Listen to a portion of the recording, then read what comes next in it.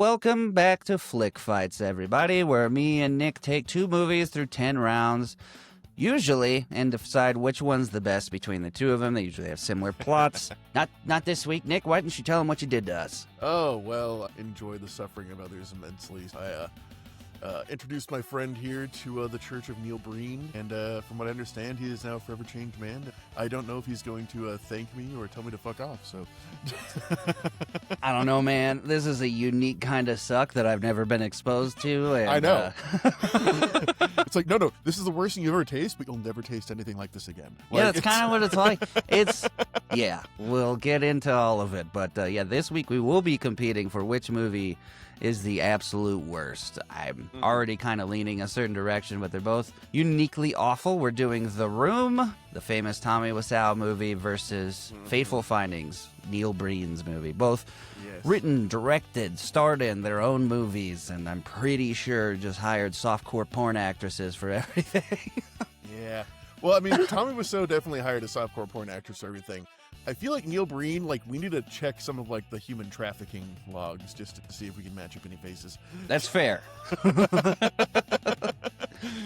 But as always, remember to like, subscribe, share the episode. Go follow our TikToks, our Instagram. I don't really think we have anything else off the top of my head. If you're here from Purple Daily, thank you for showing up, and Skull. Nick doesn't watch sports, so don't expect one from him. I don't do the sports ball, I'm sorry. All right, well, we can't put this off forever, so which one do you want to start with this week? I mean, I kind of feel like maybe we should start with The Room, just because that's more well-known. That's the order I did it in, so... Yeah, either that, or do you want to, get Neil Breen out of the way while you still have the strength, and then move on to The Room? Which is I think saving Neil Breen for last is a good tactic here. Yeah. I'll tell you what was funny was putting together the tail of the tape for these movies. Oh, yeah. They're very different aliens. They're both from outer space. They're not from the same planet. So, yeah, trying to suss out who and what they are and how to compare them must have been interesting. I'm waiting for somebody to make a parody movie similar to Disaster Artist about Neil Breen someday. Oh, I know. That's why I'm trying to spread the word of Neil Breen more. So we can get that? Yeah, just so we can get that. If I can, educate, I think 100,000 more people about Neil Breen, we might have, the motivation to get a little indie film about him. So we had James Franco playing Tommy Wiseau in Disaster Artist. Who would you choose to play Neil Breen? You know what? I think John C. Reilly might be able to pull it off. That's actually perfect. That's right. I was just trying to think of guys from the Apatow verse, since that's what the other one was. I was like, Danny McBride, maybe. Maybe. I don't know. I think Danny McBride is too big. I think John C. Reilly can bring it in to the weird condensed insanity. What was that Adult Swim show he had? Dr. Steve Brule. Yeah. For your health with Dr. Steve Brule. Yeah, it's that kind of oh, is this man actually insane? Kind of a vibe. Dude, if they had him or Tim Robinson make that movie together, that would, because a lot of this I felt was kind of Tim Robinson comedy-esque, just the weird cuts and everything. I'm this feels like something Tim Robinson would make. That new movie Friendship. Yeah, no, the movie is unintentionally hysterical. And it's there's no jokes. It's just how it's set up and framed and shot. Well, they do make a couple jokes that they think are jokes. Yeah. And my salad. God. What the fuck was the salad? Dude, yes. We'll get to it. But oh, this is gonna be fun. This is why I love Neil Breen, because it brings you that insane laugh. All right, largest love mic ever. Let's get into it. Our tale of the tape for tonight. We've got The Room with a budget of about $6 million, which I'm honestly surprised they could pull any of these numbers just from what I've heard about how quote unquote mysterious Tommy Wiseau is. Yep. So they have a box office number for this one, and it's about $5.27 million. And I'm again curious as to where they pulled that number from, because I don't remember The Room ever being in a theater anywhere. The only thing I'm thinking of is that was from DVD sales or something afterwards, or maybe even the midnight screenings afterwards. Or Tommy Wiseau just bought every copy himself. Yeah, no, because like at least we know where Neil Breen's money comes from. Tommy Wiseau is still a goddamn mystery. Runtime of about 99 minutes. IMDb is a 3.6, which is incredibly generous. Rotten Tomatoes average is a 26%. Like I said, directed by Tommy Wiseau, starring Tommy Wiseau, executive producer Tommy Wiseau. And other notable films, I didn't even know he had other movies, but it says Best Friends and The Neighbors. Yeah, I haven't seen Best Friends, but The Neighbors is his attempt at a sitcom, and it's one of the worst things you've ever seen. If you want to see Tommy Wiseau in a horrible, I think Tommy Wiseau plays 3 characters in it, I think, and it's just Tommy Wiseau in different wigs. That actually sounds low-key hilarious. I might check that. Yeah, no, it's very, very much got the Room vibes of just like, yeah, this is an alien who saw humans who's trying to make a movie. That's how I felt for a lot of The Room. I actually went down a rabbit hole after watching both these movies and just went, like, I need to see cast interviews for years after these movies were made of what these people say. And it was glorious. Yeah, no, there's not much for Breen, but I know there's a lot for The Room. Like the only thing I found for Breen was he came up at, like, some kind of CinemaCon. Yeah. And it was like a surprise guest. And they're like, ladies and gentlemen, Neil Breen. Everyone's like, oh my fucking God. Yeah, he's real. And he talks like the most genuine, like he truly thinks he's done something. Oh, yeah. No, and he says apparently all his movies are profitable, so. Yeah, bullshit. Well, I mean, I think he made these movies for like a handful of pills and a cheese sandwich for a lot of these, so. Even the film quality during that movie changes. Like, it'll have like legit, like, camera like work. Film camera, and yeah. then it'll be a cell phone. Mm-hmm. But, some people chase their dreams, man, I guess. He caught them, but should he? All right. Yeah. Are you ready to do The Room? I'm ready. All right. You go ahead and kick us off here. Yeah, I mean, just starts off with fuck ton of stock footage, which is going to be a running theme for this movie. Like, I honestly want to make a cut of this movie just for all the fucking stock footage establishing shots that are between every goddamn scene. Like, it's like literally we can have like a scene that's like 2 seconds long. There's a 10-second establishing shot before it and a 10-second establishing shot after it. And then like, you'll come back to the same fucking room. Yeah. So if we could cut all those out, I think this movie would be like an hour and 10 minutes, maybe. There's a part where I'm pretty sure they're showing footage of Italy. And yeah. Oh, like the Parthenon and shit? Like, yes. Okay, no, that's what I thought too. I wrote in my notes, like, where the fuck is that? But there is a point where he's like running up the stairs, like in that little jogging sequence that's in there for some reason. He does that a lot. See it in the background. He's like, see, I work out and play weird football. Oh God, yeah. No, like I said, it's an alien who has been watching America through a telescope, and he's like, Americans play football. Yeah, yeah. No, there's things I can trace through what I'm seeing and be like, I get what happened here, kind of. Neil Breen, no, nothing. I don't know who he watched, and he's American, so. Yes. Yeah, he's from Vegas. I mean, it's as American as you get. But yeah, so it starts off with him coming into this house and saying, "Hi, babe, I have something for you," which I've figured out what is wrong with his speech patterns.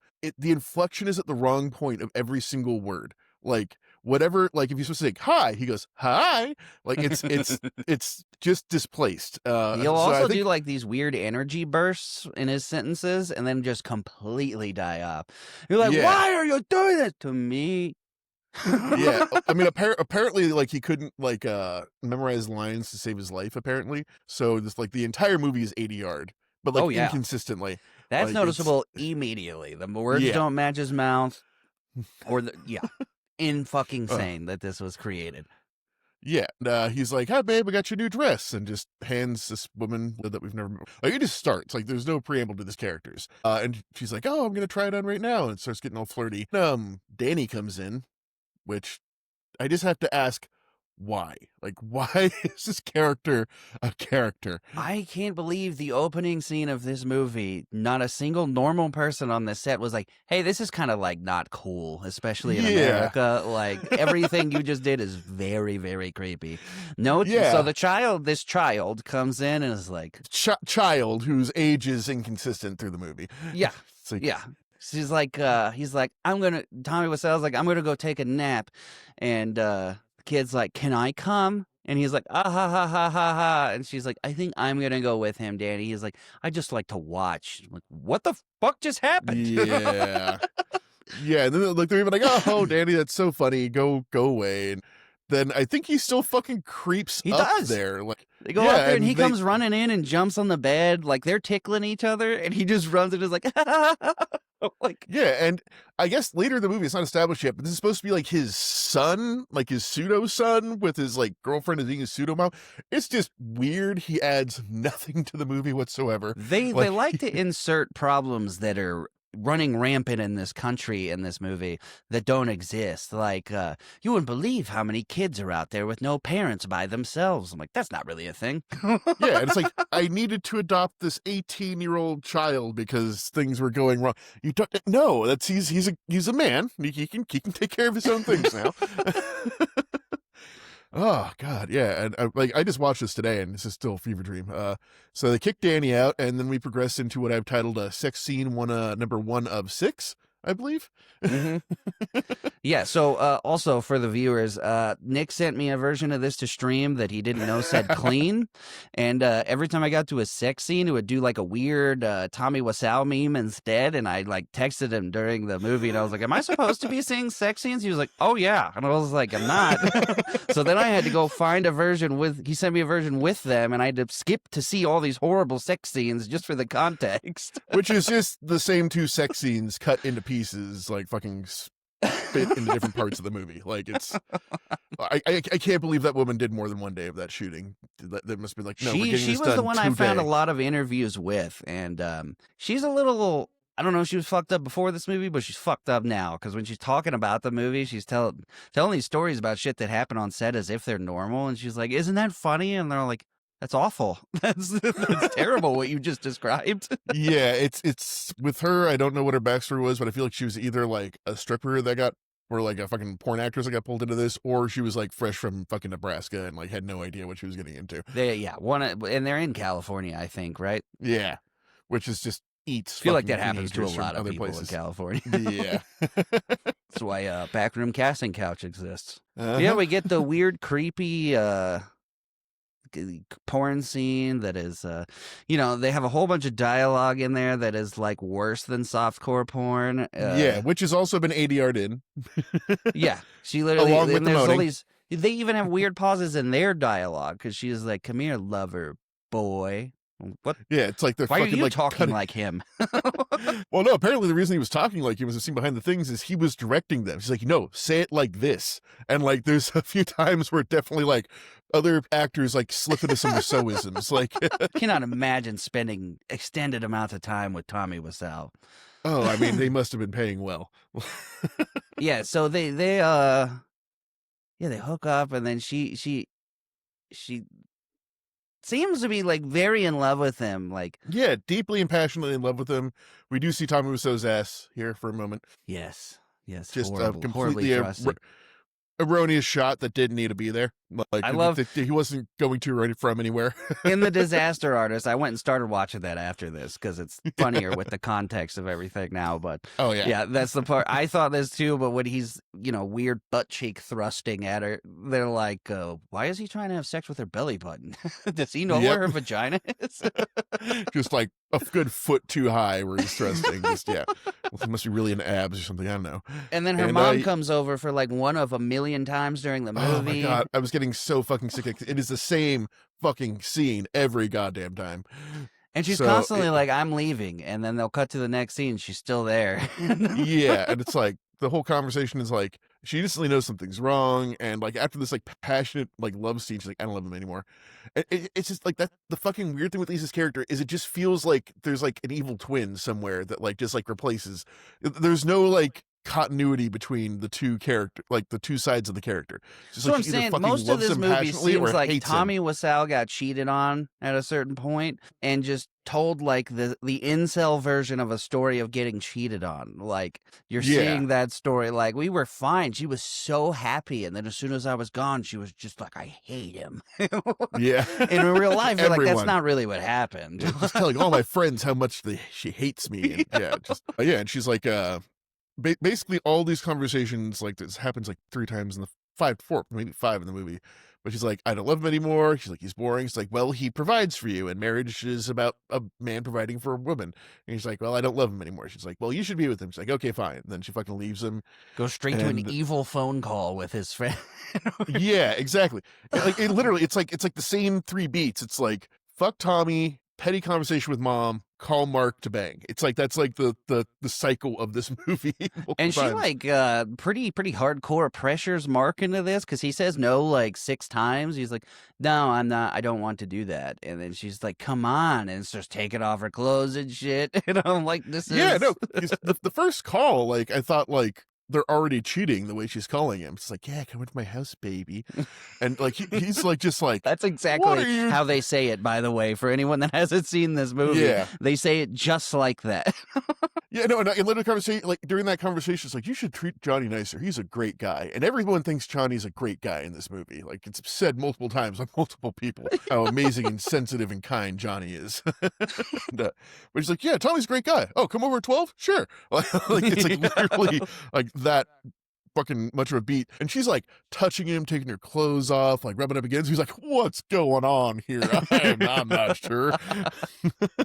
And then they bang on the stairs, and every time there's a sex scene in this movie, it cuts to like 90s R&B music, and literally the cinematography and everything changes drastically. There's flowing sheets. They have dollies. There's like wind blowing in the curtains from the fucking outside. Yeah, it just literally becomes a fucking Skinamax porno for a fucking. And they're banging in an angle that doesn't make sense at all on the stairs, but yeah, but does show her boobs. So yeah, shows her boobs a lot. Yeah. No, I need a stopwatch on this movie because I'm like 90% sure she's naked in more of this movie than she is her pants on. And if it's not more, it's fucking close. There's no transitions in this movie. It goes straight from this to like the boy comes over again, just walks in, he's like, "You're beautiful. Can I kiss you?" And she's like, "No." What? Yeah. Yeah, literally Danny just runs in and makes the scene awkward. That's all his job is. His entire character point is people ask him to leave. Like that's all people interact with Danny. What I love, the thing that stuck out to me most about this part of the movie is she's randomly ordering a pizza and she goes, "I want Canadian bacon and pineapple on half, and then artichoke and pesto on the other half." And I'm like, what fucking person orders this pizza? Well, it's to show that Johnny is a relatable, nice guy, and she's kind of a stuck-up, snooty bitch, I guess. So Tommy's eating the Canadian pizza. He's not eating pesto. And then when he comes home, she's like, in weird psycho conversation where they're going back and forth. She's like, "I still love you," because he didn't get promoted. And then she's like, "Do you want a pizza?" And he's like, "No." And she's like, "I ordered one already." And I'm like, what the fuck is this? Yeah. And then he's happy. And then, yeah. And he comes in already acting like he's on a fuck ton of allergy meds. Like, just the energy in this fucking scene. It's just like, I've been betrayed and they didn't appreciate me at the bank in my job at the bank. And she's like, "Well, drink." He's like, "I don't drink." She's like, "Drink."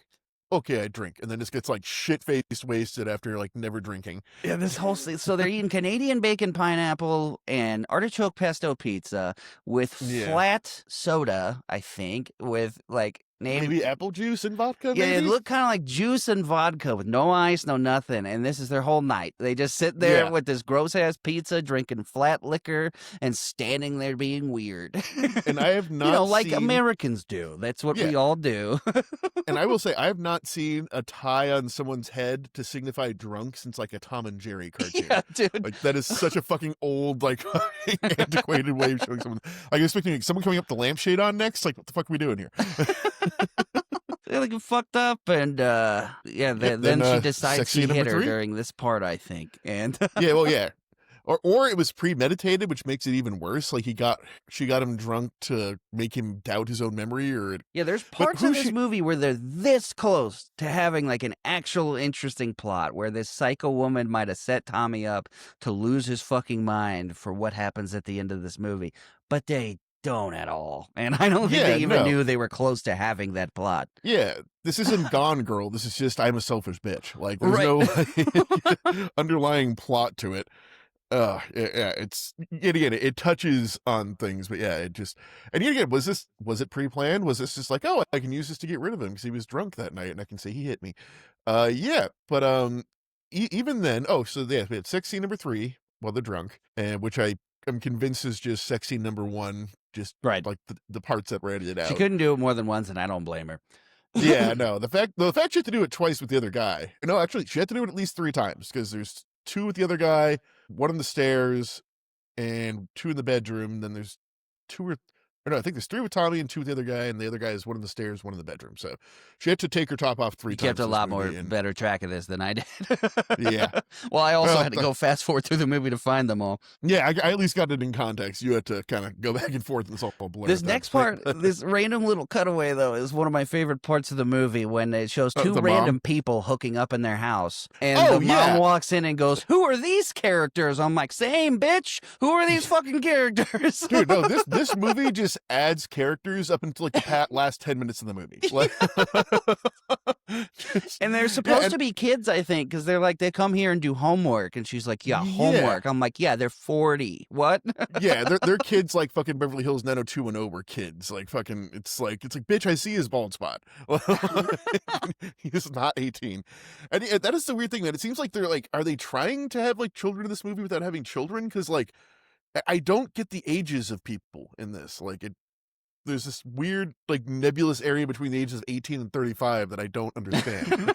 And they're all friends. Yeah, it's very strange. Another thing Yeah. that she keeps saying during this movie, by the way, I forgot, when the sex scene happens, I think, right before that, when she's on the phone with old boy, like, come over and hook up with me, she's like, "You owe me one." And he's like, "Okay." And then before her and Tommy hook up, she's like, "Come on, you owe me one." And I'm like, why do people owe you stuff? And why is it always Yeah. sex? What do they do? Like, did you pick them up at the airport or something? Like, what the fuck? What do they owe you? I also Yeah. wrote like 10 times in my notes, does this bitch ever leave the house? No. Like, Other than the roof? Yeah, and the front alleyways / lavishly decorated bar scene. Yeah, we'll get to liminal space is weird in this movie. But yeah, and then the mom shows up for another one of her scene, but this time we get a little twist, and she has breast cancer. Oh, yeah.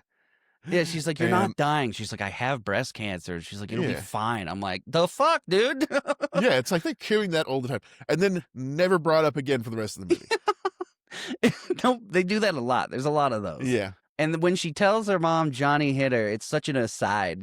They're just going back Yeah. and forth. She's like, "Well, Johnny hit me, by the way." And she's like, "No, he didn't." And she's like, "Whatever." Yeah, Johnny is a saint. He would never do that. Like, just like she is like 110% on Johnny's side. She's like, in all "No, these he got situations. drunk and hit me." And she's like, "He doesn't drink." She's like, "He did last night." I'm like, if you're trying to frame him, you should have done a better job than just buy yourself drunk with him. Yeah. And even then she's like, okay, well, even if he did hit you, he's supporting you. Was like kind of her thing at the end. It's like, oh my God, this is horrible from like every conceivable angle. Like, no, I see why she grew up like this. You're terrible. Yeah. And then, yeah, well, I'm trying to, Then it's straight sexy number 4. With that's after that is sexy number 4 with the characters that we've never met before. Where they just come in then and- we yeah. get the rooftop scene after this part, right? Where Danny is involved in drugs. Yeah, it's okay. Yes, it's literally like She's like, this "I'm guy we've going never seen- home," and then they're on the roof together because she didn't go Yeah. home. Well, yeah, no, then Danny is on the roof, which is I'm trying to re-rack my brain here because this and Breen rattling around in there is like causing some fucking chemical reactions. Oh, because she so- explains to her why Danny's around right before this. Yeah. She's like, he was an orphan, and Johnny wanted to adopt him. She doesn't say why they didn't adopt him, and she's No. like, Well, he's 18, it's a you real fucking problem here where there's these kids with no parents out there. Like, nope, that's not really just a. Yeah, which then makes the previous scenes way more fucking creepy.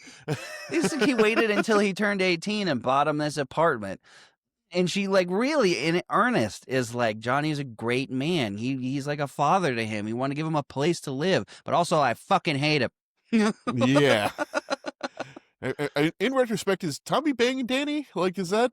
It's, I don't know, man. okay. It kind of. I think he wanted people to see him in this movie like they all want to bang him, Yeah. Because if you're a He's psycho and you're amazing. making a movie about you, funded by you, you're like, oh, also everyone wants to fuck me here. Yeah, including the pseudo adopted 18-year-old man boy that I bought an apartment right next to mine.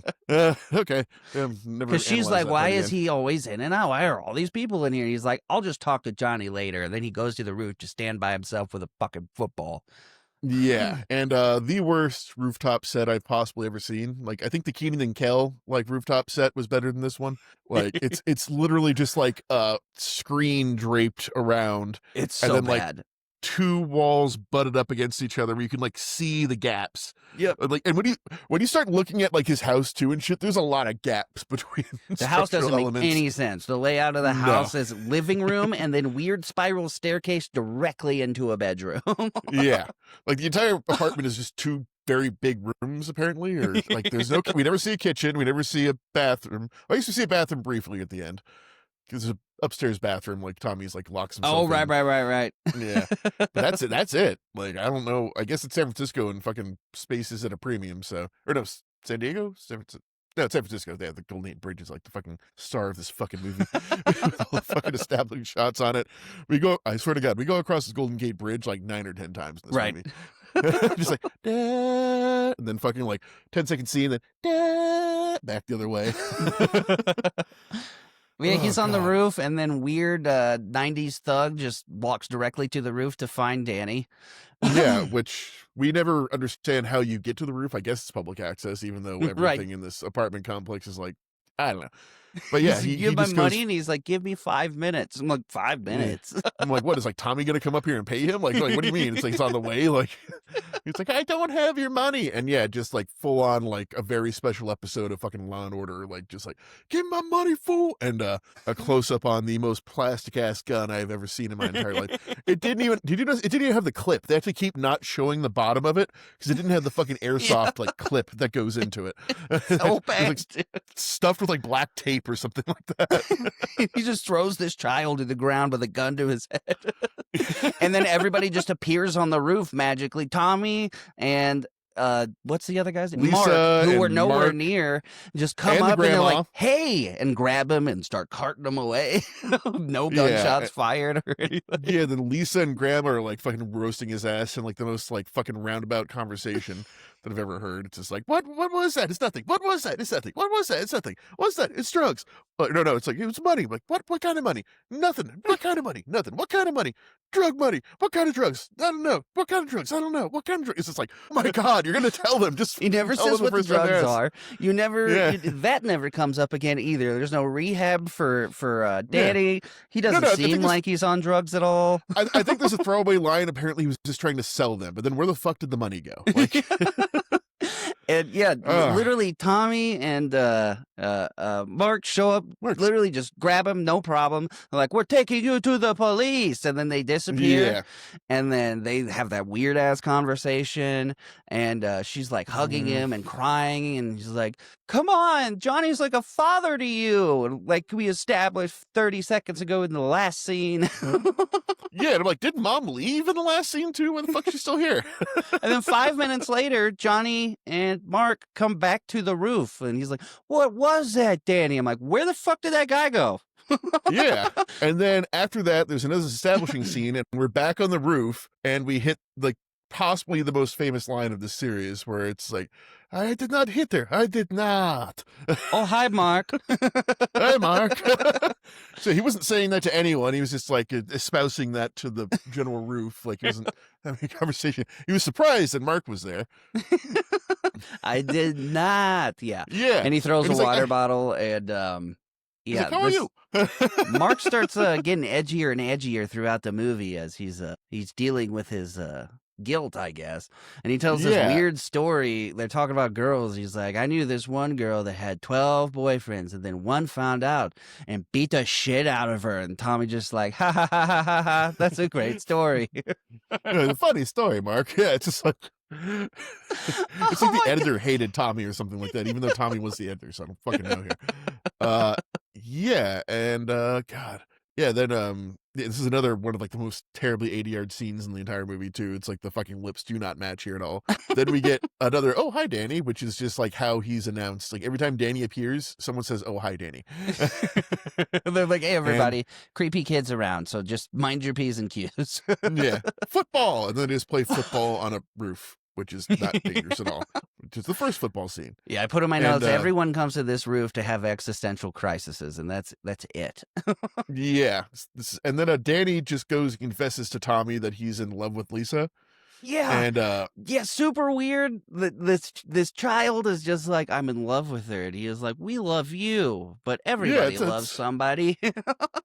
Yeah, it's just you keep that love in your heart, and if everyone loves everyone, world is a better place. It's like he was trying to say something deep here, but his just words could not articulate what that thought actually was. It just comes out as the most blasé, like, and that never comes up again either. This child being in love with her never comes back around. No, that's pretty much good, like but the conclusion of that entire arc. Yeah, and then it's like, let's go eat, huh? And I think I have it written down, just like lowercase h, lowercase u, uppercase u, lowercase u, lowercase h.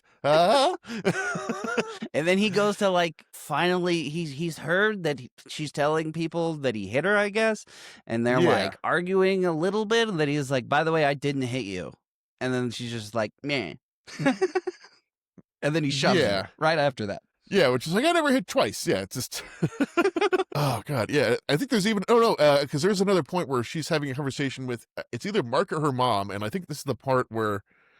God, is this the point where he finds out? Oh, no, that's a little later. Yeah, but she's, like, lying about domestic abuse to her friend, too, and, like, she seems so goddamn proud of it and smug about it. It's like, he's hitting me. Yeah, like, and this friend is also thing. a piece of shit. Like, again, this is, like, the perspective of somebody being cheated on and left, and, like, and all of her friends were in on it, and, like, you should do it. Like, this is awesome. Yeah, basically, conversations with friends, like, you're being really selfish. She's like, yeah. She's like, you gotta take and live. And I'm like, this is like a commercial for whores. Yeah, and like this is like kind of like the switching point where she's just like openly a bitch to Tommy now. Like at this point, it was like all lovey-dovey, and then it's just like click bitch mode. Like, he's like, I didn't hit you, and then they fight. He shoves her, and then he does it's like, well, now you're tearing me apart. Yeah, Lisa. Second push.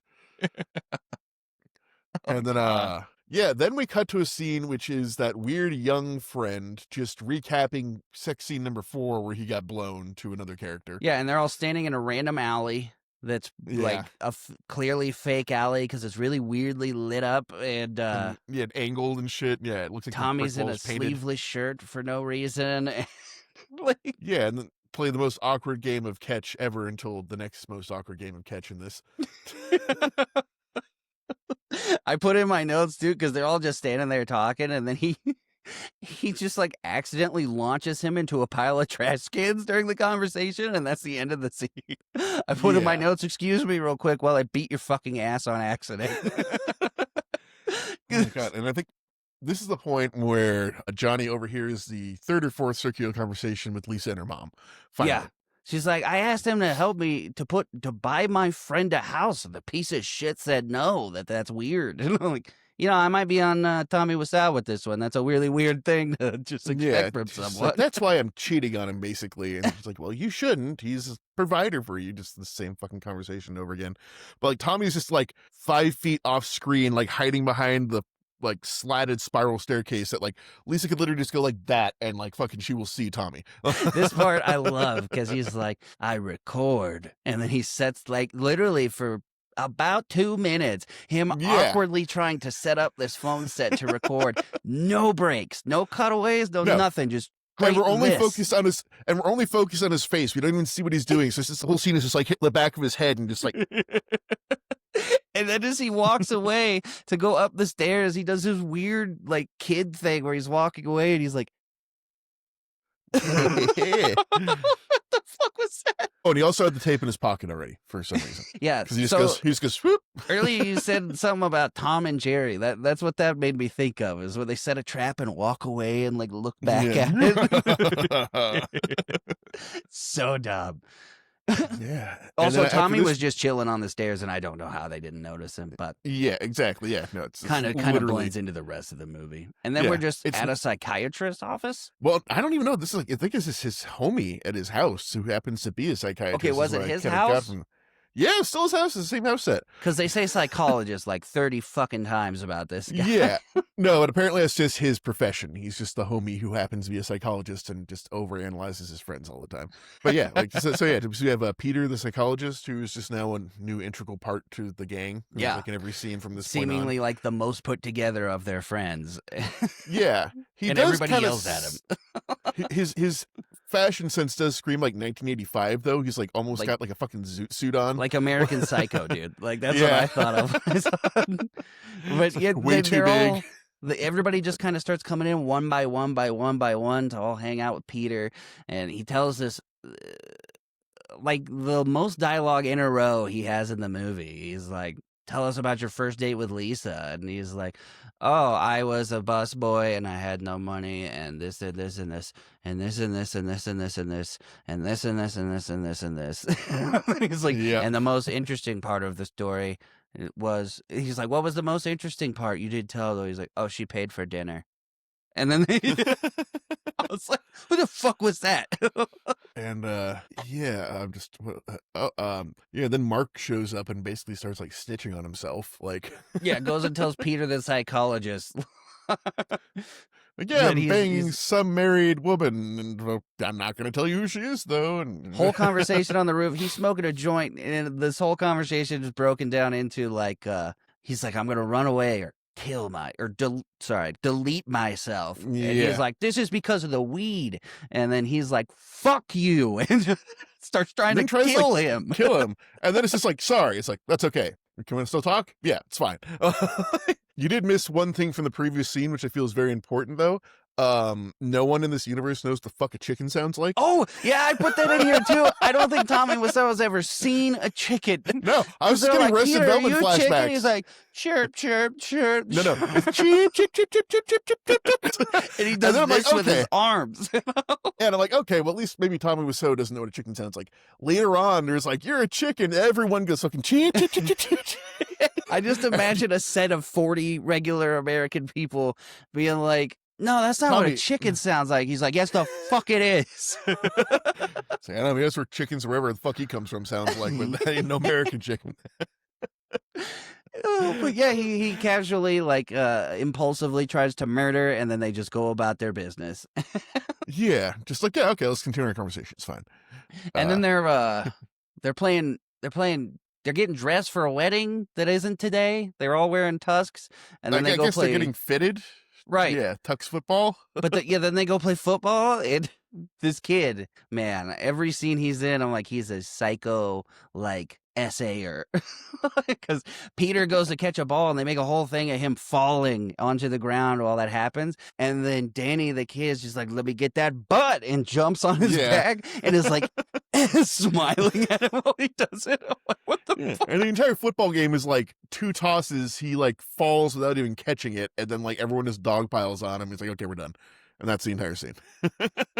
And then we're at a coffee shop, which is like one of the first times, the whole back half of this movie, I think somebody was like, all of our scenes are in this one place. We need to add some random things we do other places. Because now they're in a coffee shop that doesn't exist. And they decide to actually use the fucking live mics this time, and you can't hear fucking shit. Yeah.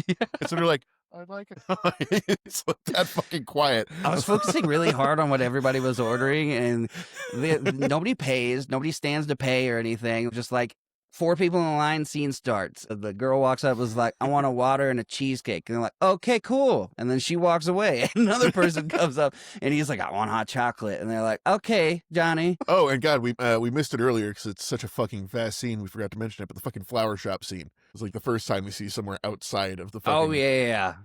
That was also... Yeah, just...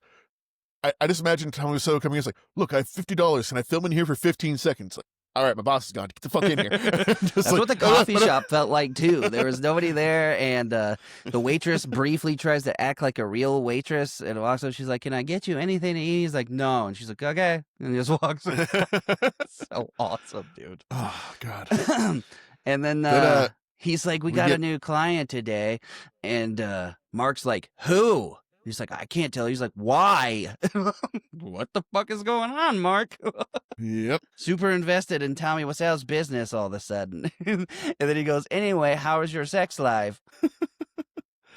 You Oh know, God, like yeah. every conversation with your buddy goes. Yeah, then it cuts to his sex life as we're in sex scene number 5 now, where he's banging Lisa in the bed, I believe. Oh, and he is shaved all of a sudden. Mark is now shaved. Yep. Don't know what that was about, but Then we cut directly from that sex scene to Mark and Johnny's exercise routine for some reason. which is playing one-on-one football at the park while like intermediately jogging in track pants. And I put in my notes, along with the chickens, I don't think anybody in this movie knows what football is. No. It's like Americans play football. What's that? They throw the ball back and forth. Okay, we got it. That's all we need to know. And then they lay on each other sexually. Yeah, there's some grab ass in here, and it comes off a little weird. I think it's and I think it's after that the sex scene is, because he's at her house and he's like, No, are you ready? And I think they're talking about the wedding, and she's like, I'm No, there's always two. ready for No, you. there's literally sex scene, then there's a track scene, and then sex scene again. Like it's literally that order. Like Yeah, I just like love the delivery of that line. I'm always ready. She's like angry at first. She's like, I'm always ready for you. yeah, and this is like right before the party's gonna happen, and like people are coming. Like she just does not care if she gets caught at this point, basically. Yeah, yeah. And then like you get a lot of ADR moaning and R&B for these scenes. I also put Yep. that when he shaves, he starts kind of looking like Dennis from It's Always Sunny. He's golden god. And then yeah, they're at a party, and then she just randomly goes, "Hey everybody, let's go outside for some air." And they're all like, "Yeah!" And I'm like, "Yeah, you know, usual party where you turn and tell everyone to go outside, and they all do it." Nobody's Yep. like, And then, "Nah, like- I'm good." Yeah, and everyone goes outside. She's like, yeah, and then it's like closes the door behind everyone. Like I was like, hey, where'd Lisa go? She said we should all come out here. Yeah, this only realistic part of this movie is she does that. And he's like, "What the fuck are you doing? There's people here." And he's like, "You planned this, didn't you?" And then somebody immediately walks in. It's like, "What are you guys doing?" Yeah, and also this is a completely new character that we've never met before. I think Yep. this guy, Yep. who's now like plot critical. Like I think he's the one that like fucking blows the lid off the whole thing eventually. Like, I don't know, but yeah, just completely unnamed random friend of Johnny. Is like, "What the fuck are you doing? This is not okay. But let's go Yeah, like, so- outside and gossip about it." Yeah, so deeply offended for this man who we've never met, but God, and yeah, so they go outside, and it's been established with like all these opening shots that outside is just a street, because like Right. we see the front door, and it's just like this little car that pulls in. But now, at least in the rules of filmmaking, outside here is like a lavishly appointed bar. It's like a fucking like a courtyard shit, dude. Like nice, like I'm like, like why are we hanging out here? Why are we in that Why was dreary the ass party apartment all ever day? inside? And then Johnny announces to the party that they're expecting, and I was like, did he know she was pregnant before she did? And then you find out that guess she's faking a pregnancy for the lying, yeah. lulz. It's like, yeah, why? It's like, it'll make it more interesting. Like, what the fuck, bitch? Why are you just throwing gasoline on this fire? And she keeps acting like, I'm just doing what makes me happy. They're like, yeah, but why are you faking the pregnancy? For Yeah, it's who? like, what? And she's like the new friends that we never met before. It's like, she's like, you shouldn't be worried about it. It's like, bitch, we're not worried about you. We're worried about Johnny. He's gonna fucking lose his goddamn mind. And then everyone's back inside, and she's dancing with or does the so I think it's before they go back inside. She's like, he comes up and he's like, "Is the baby mine?" No, it's while they're dancing. Never mind. So they're Mhm. inside, and he's like, "Is it mine?" And she's like, "No, just shut the fuck up." And like it slaps him. Yep. And then yeah, this just starts off like the most awkward and segmented fight I've ever seen. Like there's initial fight, and like it's just like the two drunk guys like just shaking each other back and forth. They're like, okay, we're fine, we're done, everybody, hey, shake hands. Then like scene cut, next scene, fight continues. Yeah, he they start arguing again after that, and he like grabs Johnny's arm, and he's like, "Hey, sorry, man." And he's like, "Don't touch me, motherfucker." Yeah, then we get another. It's like, you're just a little chicken, cheap. Like we get that again. So it's consistent. It wasn't a mistake. It's just how he does chicken sounds. And then "I'm fed up with this world." Everybody betray me. And then he goes upstairs and hides in the bathroom. And this part's fucking hilarious too. And I saw an interview with the actress where they were also all laughing their asses off. And she's like, "Johnny, come out." And he's like, "In a few minutes, bitch." Yeah, it's like, who are you calling a bitch? You and your mother. Yeah, it's like, mom. I mean, I guess mom hasn't told him, so I guess she's kind of on the hook for that. But like, she didn't really do anything. She wasn't part of any of this. And then she calls Mark and really, really creepy dialogue on the phone where she's like, he's being a big fucking baby about all this. I'm like, what? He's yeah, like, and it's like, and she's obviously projecting all of this to him, like intentionally, and it's obviously to signal that she's cheating and shit. She's like, I need your body and like all this shit. And then he's like, I'm gonna prove who this was. It's like why does that matter at this point? She's obviously fucking hates you and doesn't want to be with you anymore. And she even isn't reacting. She's packing her bags to leave, and he's like, look, plays a tape of her talking about cheating on him. She's like, yeah. She tries she tries to grab the tape, and he's like, no, like, if we play all of it, like, what is the rest of this? And it's just, oh god, it was so funny. When they're planning this scene out, I would have loved to see like, and then I show her the tape, and they're like, yeah, but you just literally saw her like cheating on you, sat outside of the phone call where she's cheating on you. Yeah. This isn't the moment you think it is, but and he was like, but beyond that, he already knows she's cheating on him because of the mom. Like he fucking saw the whole. Like, none of this is necessary. You know everything already. Like, this isn't like the nail in the coffin. Like, you have all the information. So, he comes out all slow walking too and grinning like, we'll see about that. Yeah, like he's gonna like fucking spring his trap card finally. And it's like no, we're done. This is all over, dude. Like, and we get we got it. He throws a tantrum like he's a feral cat after she leaves. Just literally two straight minutes of him walking around the house throwing shit, going not only a feral cat, like a tranquilized feral cat, because it's like the most apathetic destruction ever. It's just like, drawer. It's like he's not even in full rage mode. It's just like, okay, I'm gonna break this now. I can break this now. Fuck all that shit. It was great. It is like peak fucking comedy. Even though I know it wasn't intentional, very Tim Robinson-esque, but yeah, Well, that's the whole thing. Like, afterwards, apparently he's trying to say he made a comedy, like, to try to fucking like save face a little bit. Sure, yeah. Oh, and during his tantrum, he keeps having flashbacks to them banging everywhere, and straight up nuts into her dress, I think. Yeah, that was pretty explicit. Just moaning and rubbing the he's shirt, thrusting dress while holding the dress there, and then goes It's again apathetic orgasm, and then he rips the dress. Yes, well, you have to use it first, and then he goes to his pirate treasure chest that he finds on the floor. By the way, opens it, and I think it's in this room, but I literally have that treasure chest. Yeah, hang on. Shit. All right, now pull out the plastic airsoft gun that's inside of it, which is, I think, the exact same airsoft gun. Well, now it's a bunch of D&D dice, apparently. But... fair enough. But I saw that, I was like, oh no. He takes out what I think is the drug dealer's gun, and I'm not sure if like it's narratively supposed to be the gun that he took from the drug dealer, or it's just that's the only gun prop they had. I don't know which one of those things is If they were real. smart, they would have shown added a little snippet where they throw. Again, I think they murdered the drug dealer, but yeah, he didn't go to the cops. It's just because I mean, all they have to do is just like like a scene where fucking like the guy goes off in the fucking thing, and then just like Tommy just goes like, oh, gun, and then fucking puts it back. Yeah, all would have taken. And then again, we would have had a reason for that scene to exist, but no. And then he shoots himself, and I'm surprised like Tears of an Angel didn't fucking play during this scene, because it is just like the most fucking like Christ allegory sacrifice. Like, he's just like, yes. And what follows again just adds to my theory that this is the version of a story from a guy who was cheated on and left, and what he fantasizes about, because he fully deletes himself in the most dramatic way possible. And then it's 5 minutes of everyone he's ever known coming in and be like, no! He was so good! Wake up, Johnny, no! And then Mark is like, fuck you, bitch! I don't want to be with you anymore! Johnny's Dan. Yeah. Then Danny comes in. It's like, neither of you are worthy of him. Leave me with him. Yeah, like, and then you hear like 11,000 sirens in the background. yeah, it's like, Sound like they what drove was that? Oh my into god. the house. Yeah, it's like just like I smell smoke. Is Johnny okay? Like just like this like fucking 80-hour backlog of people we never met before. And yeah, then just Danny's like, leave me with him. Like, ugh. Yeah.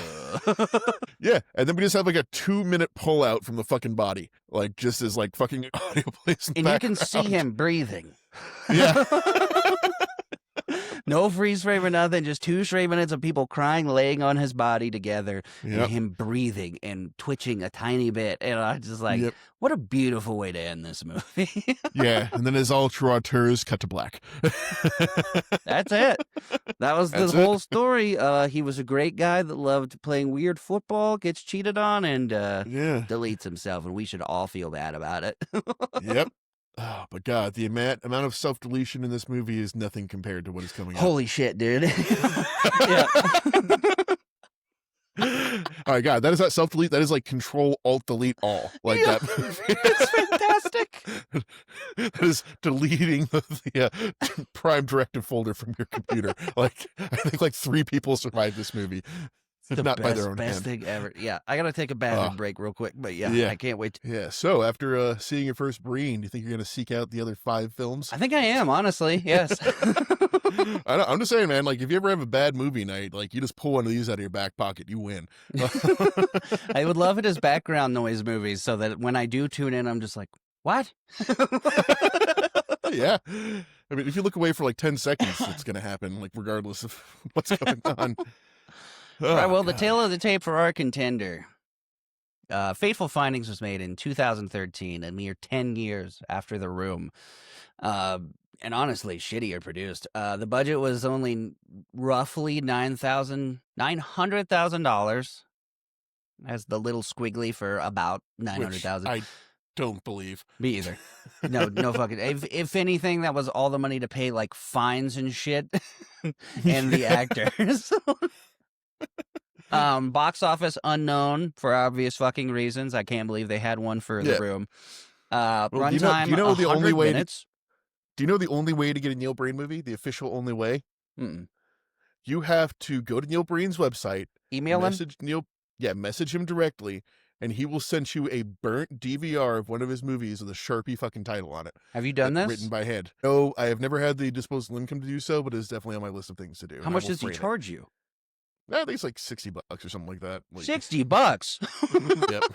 I'm surprised People are paying it. he hasn't updated his fucking IMDb to include those numbers in his box office. It's like $180 plus shipping and handling. But yeah, that is the only official way to access a Neil Breen movie. That's And, fantastic.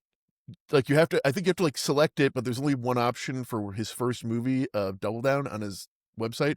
So you have to select that movie, buy it, and then send him an email telling the movie that you actually want. That's awesome. So its IMDb is a 4.4. Again, way too generous. I can't believe that. There is no Rotten Tomatoes score for it. You think of the joy that it gave you, though, while you're watching it. How hard you laughed. And But IMDb is mostly critics, right? yeah, but I've got to think, like, the amount of people that have seen this are probably in a pretty high, like, amount of the people who enjoy terrible things. So, like, that's going to put a big weight on the scale. Okay, Like, so plenty of there people is give no you critic 100%. score on Rotten Tomatoes. The audience score after 100 plus ratings is 51%, which And is half people liked it. perfect. Obviously Yeah, 'cause directed by Neil Breen, starring Neil Breen, executive produced by Neil Breen. Yeah. Oh, did you watch the credits afterwards? No, Oh, you missed the I last saw the joke. whole beginning one. Okay, yeah, so, well, I guess I'll put it here because you haven't seen it, but at the end, there's, like, a fuck ton of, like, random companies. It's, like the national broadcasts of, like, you know, food and shit. It's, like, things for makeup, things for, like, catering, things for transportation, and at the very bottom of it, it says any company that had the letters N and B in it was actually just Neil Breen. That's incredible. Yep. Took me, like, 2 watches to catch that the first time. Neil Breen also made Double Down, I Am Here, Now, Pass Through, Yep. Twisted Pair, Cade the Tortured Crossing, and I'm sure a dozen other things that I've never heard Yeah. of. But And he also had a movie series about how to write movies that That's he great. sells. I would never buy it, but I would love to see it. Yep. Yeah, so this movie opens up on a giant book of cheese. In a storage locker place. And I just want to forewarning, if you have seen this movie, you know. If you haven't, there are about 83 things in this movie that will come up, never come up again, and never be explained. No context will ever be given. I don't know what the book of cheese is for. Nope. I mean, I guess like we do see him reading it and like And caressing talking to it and like yeah. the burning bush in the desert. Yeah, but what it is, where it came from, what it does, who the fuck knows? So we cut from Magic Storage Locker Cheese Book to Kids in the Woods. Yep. Yep. They're just walking along this dry riverbed, and like a fucking ram skull just like turns and watches them. Never explained. Yeah, they find a fat ass mushroom, and Yeah. you know, as kids do, they just kind of crowd around it, and they're like, "Look at this mushroom," and they go like, "Look," and like, and they have to hold really still so the transition can work. Mushroom turns into a bag with a chest in it, and then the chest changes during that scene. It's a different chest. Then we get our first ghost mist. Yeah. Go across the screen. Weird random wisp, like worst special effects ever made. Yeah, and they open the box, and there's like a fucking like one of those like black fucking pyrite cubes that like you fucking can get like just like they're like magnetic, like just Yep. It looks like something you get at like a fucking like science museum fucking tchotchke shop. Yeah, but there was a big black D6 in it, and then as everybody knows, it's bad luck to leave a box empty. You know, we all know this. Yeah, so thank God right next to that mushroom is a pile of like little gemstones just sitting there. So she puts a few in the box. Yeah, and then takes a few of them and says, "I'm going to make a bracelet out of this." And then opens her notebook that has nothing else written in it. And then it's in the middle of one page, writes, "It's a magical day." Oh, she says it first and then repeats it. And you will find this is Neil Breen's favorite fucking thing ever, is to say things and then say them again. Yes, in slightly different ways. Sometimes not different at all. Sometimes he just says it twice. Yeah, right. So there's nothing else is in this book other than her. It is a magical day. And I'm like, cool. Then they put the box away, hide the pine needles, then the mushroom just appears back on top of it. Yep. You know, that makes sense. Never gets explained ever fucking again. Nope. Neil Breen does one of the only voiceovers he does in the entire movie. This movie is not narrated throughout. Usually when you're narrating a movie in the beginning, there's narration throughout, but this is it. This is the only time you hear the narration until the end. Yeah, and basically it's like cutting to like apparently the girl's moving away that he was finding the mushroom with, and he goes like, "Where's Dylan? Where's Dylan?" And then like fucking Dylan is like literally like in front of her, like 2 feet off the screen. He's like steps there in. You are. Hi. Yeah, they it's like a sad goodbye. And like the voiceover goes up and says like, "And I never saw her again," which we prove a lie in like 5 fucking minutes. Yeah. It was the best summer ever, and with Leah, and then I never saw her again. Anyway. Yeah, so then we cut to present day, we assume, and we get our first glimpse of the glory that is Neil Breen. Just walking down a random like business complex. In a suit, got his sweet LG NV3, I think it was. Yeah, the flip phone which anybody that had that phone knows you don't flip open to the keyboard to talk on it, but that's what he's doing. Yep, and we get one half of a conversation. Yes, his dude, wife is talking immediately confusing because he calls his wife and she's like, "How's it going?" And it cuts back to him just walking. Yeah. I'm like, the only thing I can guess is they lost the audio and he just didn't want to fucking go back and ADR it, I guess. But like, you think at the point you're assembling the movie, it's like, oh no, I can talk in a mic for a fucking 5 seconds. Like, she's like, "Wait, what happened though?" "Oh yeah," and it keeps cutting back to him just walking. Yeah, like there you should responded to, bitch. Another half of this conversation, but there's just not. Then he like starts to cross the street with a crowd of people that disappears and reappears constantly. Yeah. Yep. This was all like this whole scenario felt like GTA to me because people just appear. It cuts between their faces as they say random things. He gets hit by a car. I don't know if we said that yet. But And yeah, the doctors come to take him away. They're all wearing jeans and sneakers and then lab coats. You never see their yep, faces. I think we get another ghost wisp through here again. You get like Uh, 5 minutes of him reaching for the rock that has fallen out of his pocket. yeah, which he just always carries with him, apparently. Like Yeah, they that day really when he was 8. reiterate that he has this fucking rock after this car. It keeps showing him. Open his hand. There's the rock. There's the rock. I still have the rock. Were you wondering if I had the rock? I have the rock. And yeah, then we get to the hospital, which I could just like break down everything wrong with this scene for hours. It's great. But the hospital, yeah. if you didn't know, is just where they put you in a room full of oxygen tanks and put styrofoam on your face. Which are all empty, by the way, as they slowly pan across all the gauges. They're all at 0. The room is carpeted, as most hospitals have carpeted rooms, which then I realized later is the exact same carpet as in his house, which is weird. Oh, and when they put you in a full face cast, they don't cut holes in your nostrils, and they just kind of hang the oxygen thing there. Yeah, the mask, the oxygen mask goes over the gauze, and so does the nasal things. And yeah, they're like, he's in critical condition, doesn't look like he's gonna make it, and it's like his wife and some random dude that we haven't met yet, who turns out to be his like neighbor friend. Yeah, he's like, he's my good friend. Yeah. And they're like, we're waiting for the director of your urology to come in. I'm like, for what? Yeah. And then random blonde lady comes over and is like, oh, what's going on here? Who's like, it's like, I'm a doctor. You get a random cutscene of her just standing there over his body, shaking her head.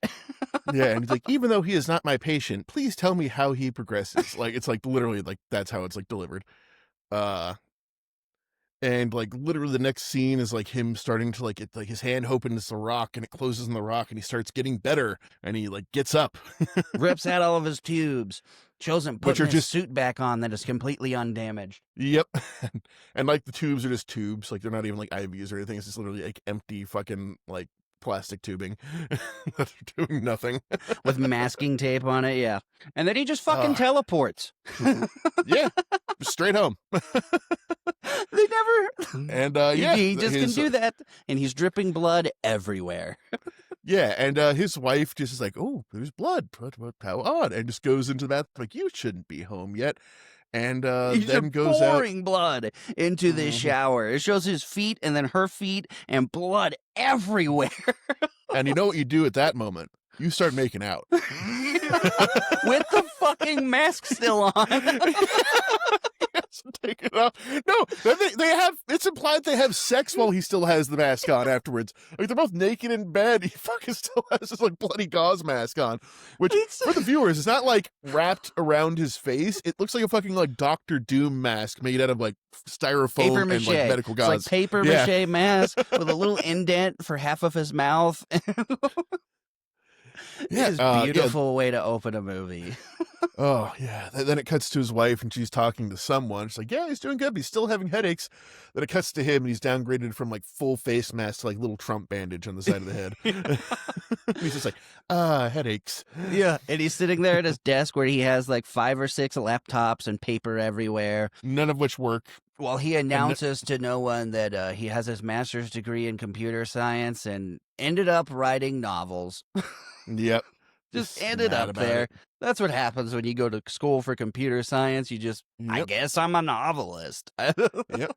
Then I'm going to be saying hard cut a lot in this movie because it's just that's all this movie is. Where at least Wiseau had the decency to give you a transition scene to let your brain kind of acclimatize to the madness. Like Breen is just like one scene to the next, no time to catch your breath.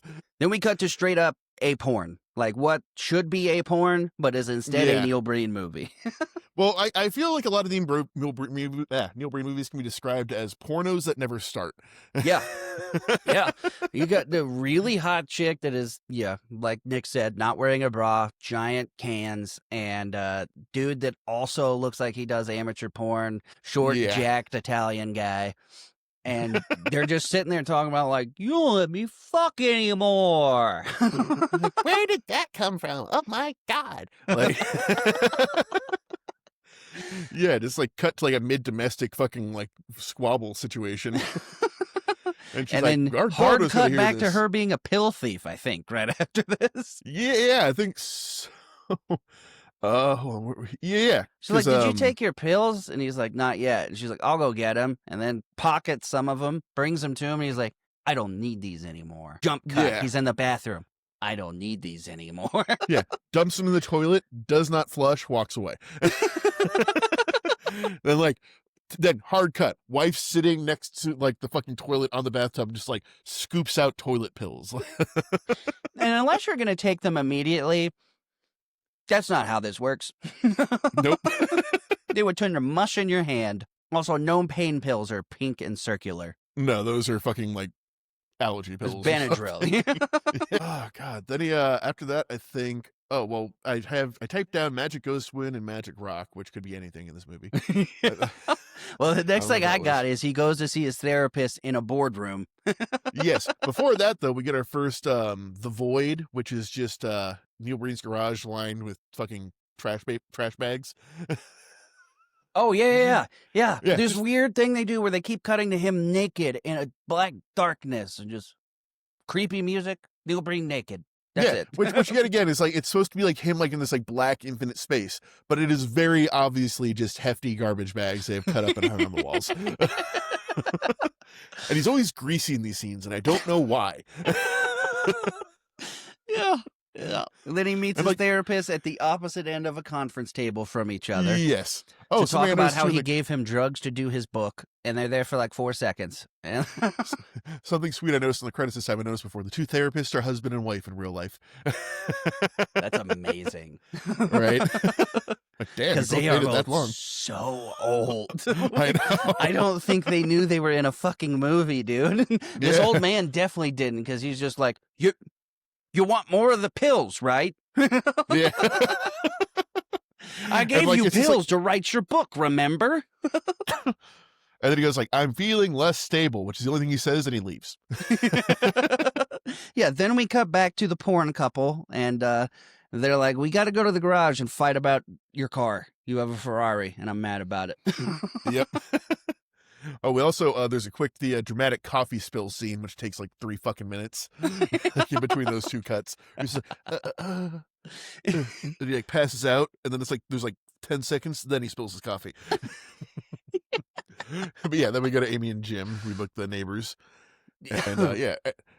And basically, the first scene is Jim talking to Amy saying she won't touch him anymore. And this scene is Amy talking to Jim saying, you don't pay attention to me anymore. So I'm trying to understand where the disconnect here is, because they both seem to want each other's attention, but neither are giving them. Choked on a piece of popcorn. Yep. Don't throw it your back. No, if anything, I would crack a rib. That's what happens when I cough too much. Different Oh. location of pressure.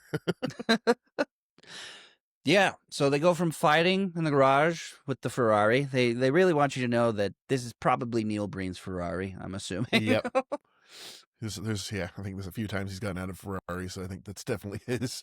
Or he rented it, one of the two. And then they're all at dinner together, and there is no food on this table. Nope. And I think only like water in the glasses.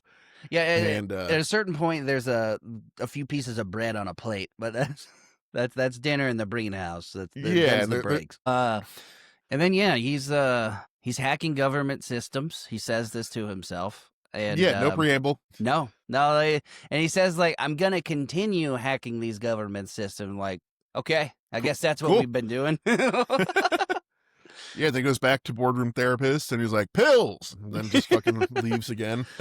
And then they're arguing about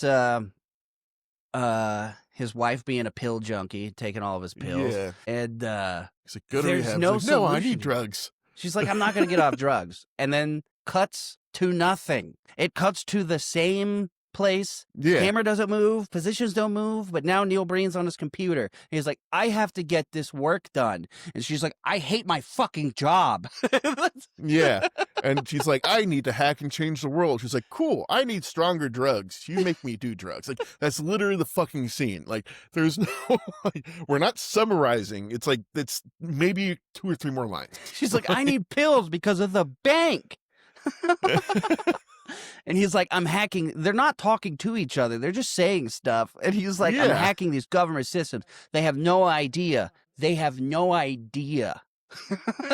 Yeah, no, I wrote down this is like the most edited together fight scene since like fucking Liam Neeson had to jump the fence and Taken. Like, Oh God, that was it's brutal. oh yeah, have you ever seen the breakdown of that where it's like literally 23 cuts to get over the Yes. fucking fence? Yeah, It's fantastic. yeah. I put This in my just feels notes like here that I'm pretty sure AI learned from Neil Breen. yeah, no, the whole movie has a very AI feel to it, where it's just like it's close, like you're almost there to being human, but we're Right. not. We're still a couple updates away from like true sentience. And then they're banging. They go from fighting about drugs to yelling at each other about work to they're in his office and making out while he throws paper up into the air. And it's fucking hilarious because they're Yeah, laughing. Neil Breen's sex scenes are interesting. They're mostly just him standing very close to a woman about half of his age, caressing their face and putting the hair out of their eyes, and then like They don't get ever down make to like out. They just no, just like smile at each other, like. Mwah, mwah. I mean, I wouldn't want Neil Breen tonguing inside me either. I completely get that. Well, then you see they both times in this movie that he does this, you see clothes drop to the floor, and then they're standing there Yeah. topless. Or it's like hugging. the woman will go like that much, and then like cut to like below the waist, and the fucking shirt drops. Yeah. Like- And then they're hugging, and that's sex. That's what Neil Breen Yes. has been told sex is, so that Neil Breen never has sex. So nobody and tell him.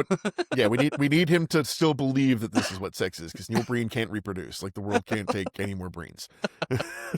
We get a random cutaway scene where he's looking at himself in the mirror and walks away, but his reflection stays. Yep.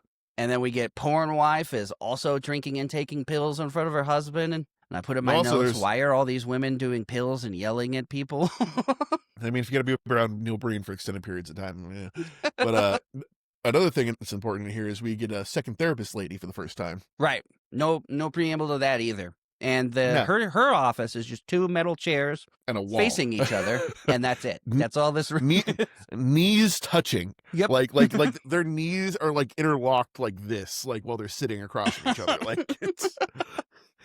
And she like, I never understand a goddamn thing she says. Like, how do we know the powers and the wind? That's what I'm It's like, saying. They took these two people from an old folks home and assumed power of attorney, and I was like, they're in a fucking movie. And she's like, okay. yeah. But then we get spooky mirror, and like this is where like the magic powers start kind of showing up, I guess. Right. Yeah, we get porn wife is yelling all of her lines for a second. I don't know why. She's just like, I think I'm beyond that now. I'm sorry.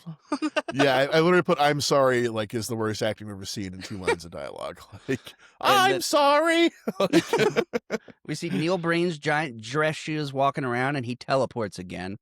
yeah, and I'm wondering. I think that's like him from the future or something, maybe, because it keeps happening at different points in the movie, and he never has that outfit on. Yeah, I don't know.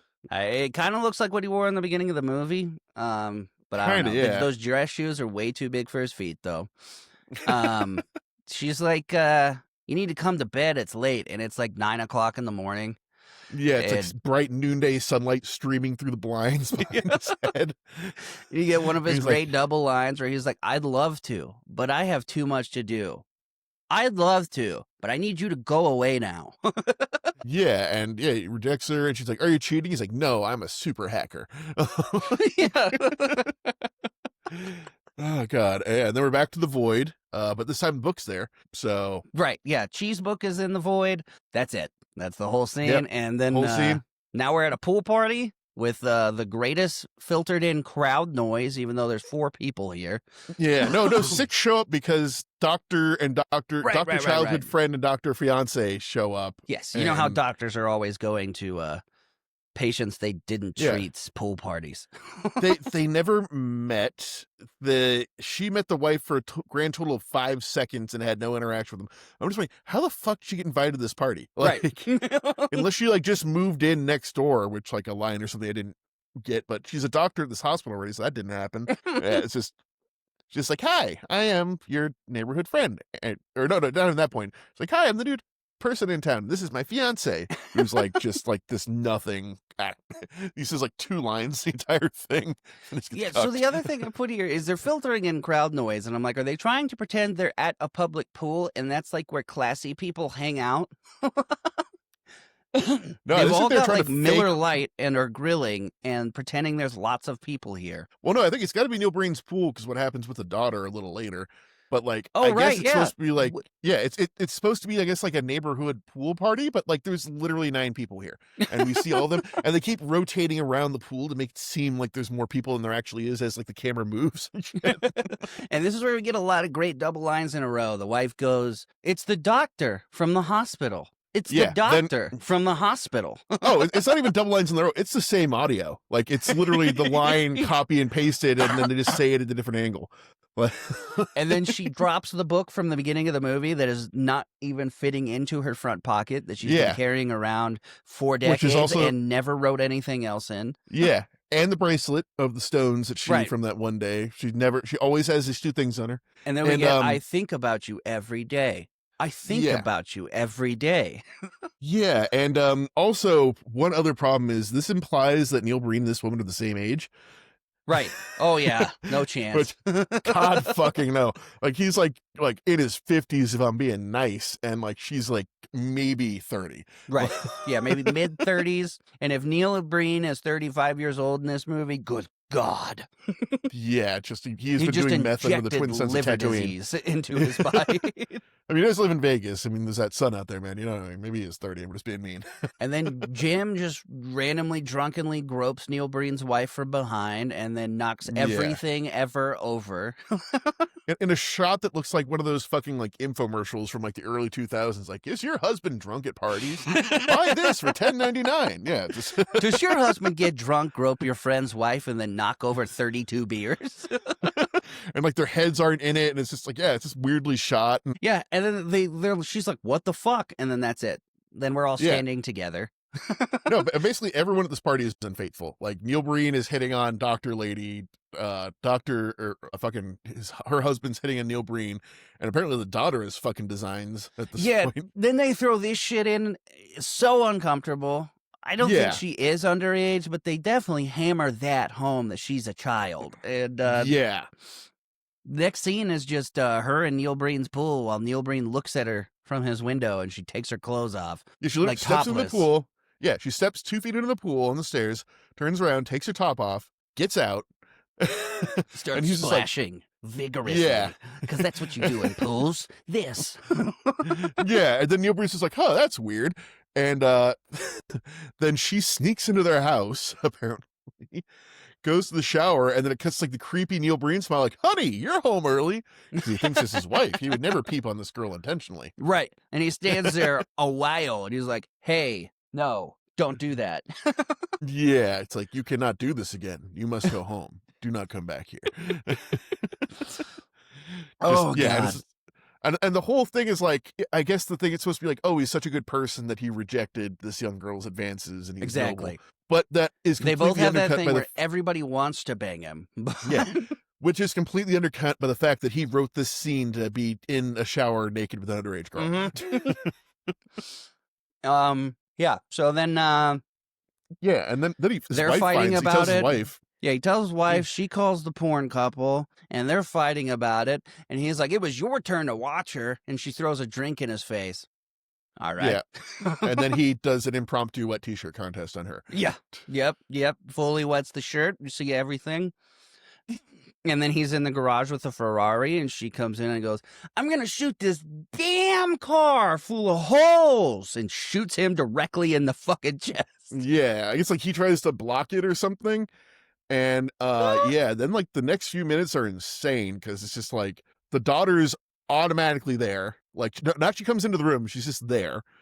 And then the mom starts trying to like gaslight the daughter with the gun in her hand that he shot himself.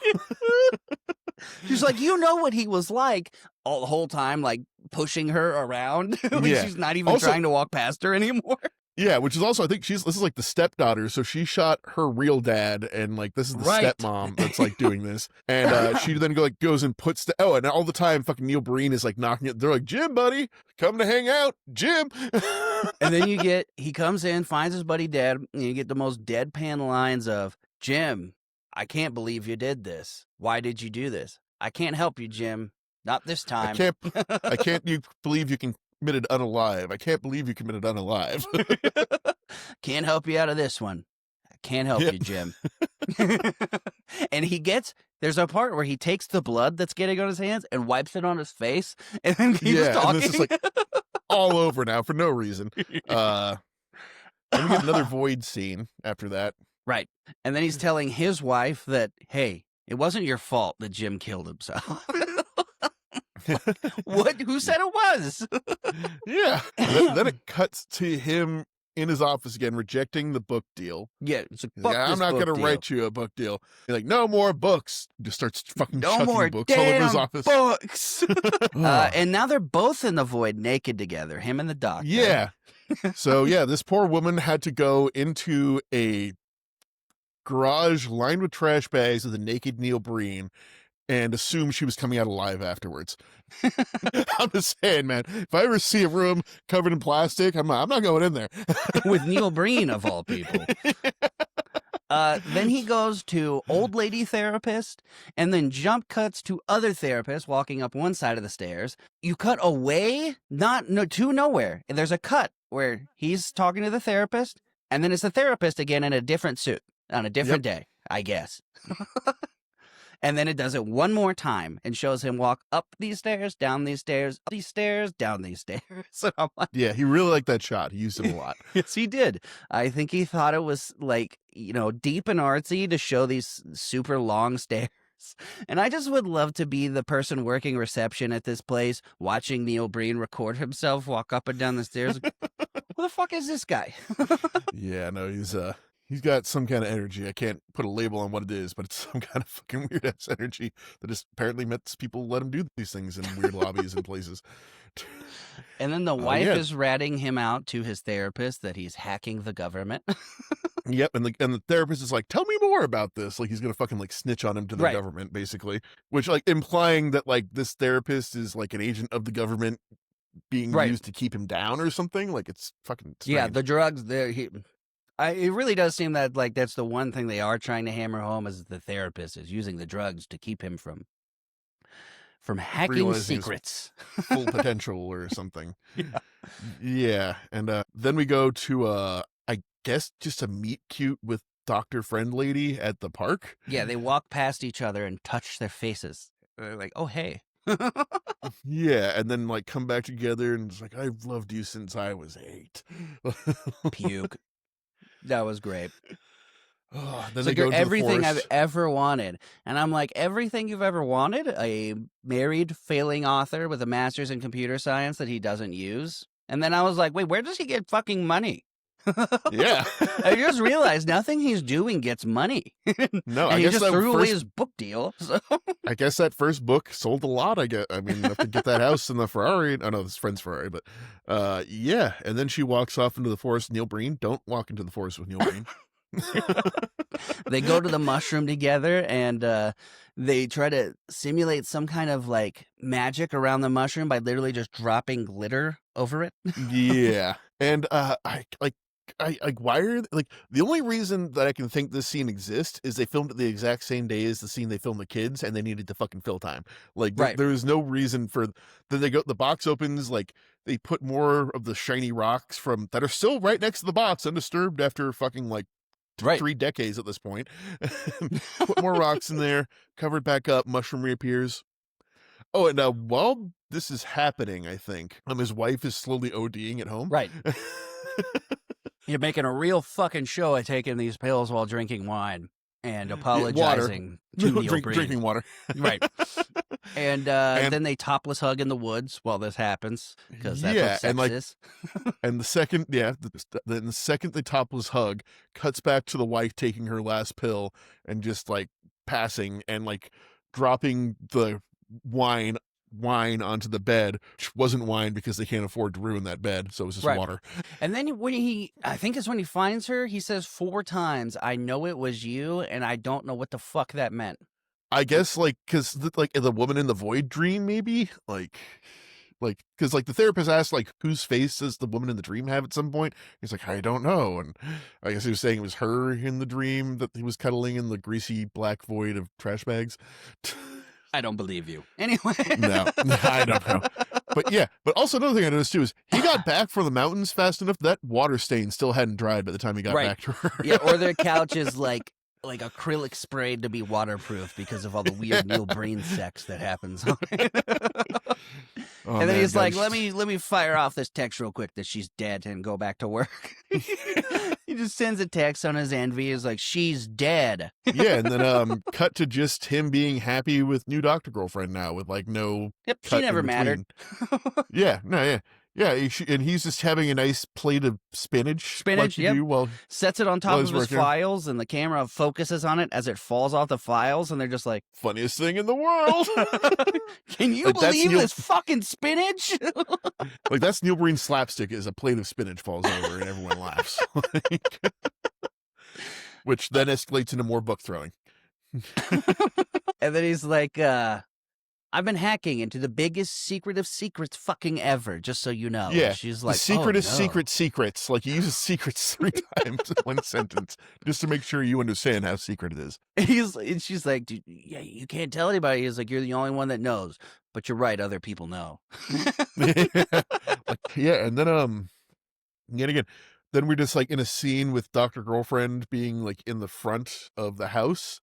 Right. And gets ethered with a bottle of hydrogen peroxide. Yep. Very clearly a bottle of hydrogen peroxide. This guy's dumping into a napkin in broad daylight, wraparound shades. Pretty sure it's the same guy from The Room that is selling drugs. Yep.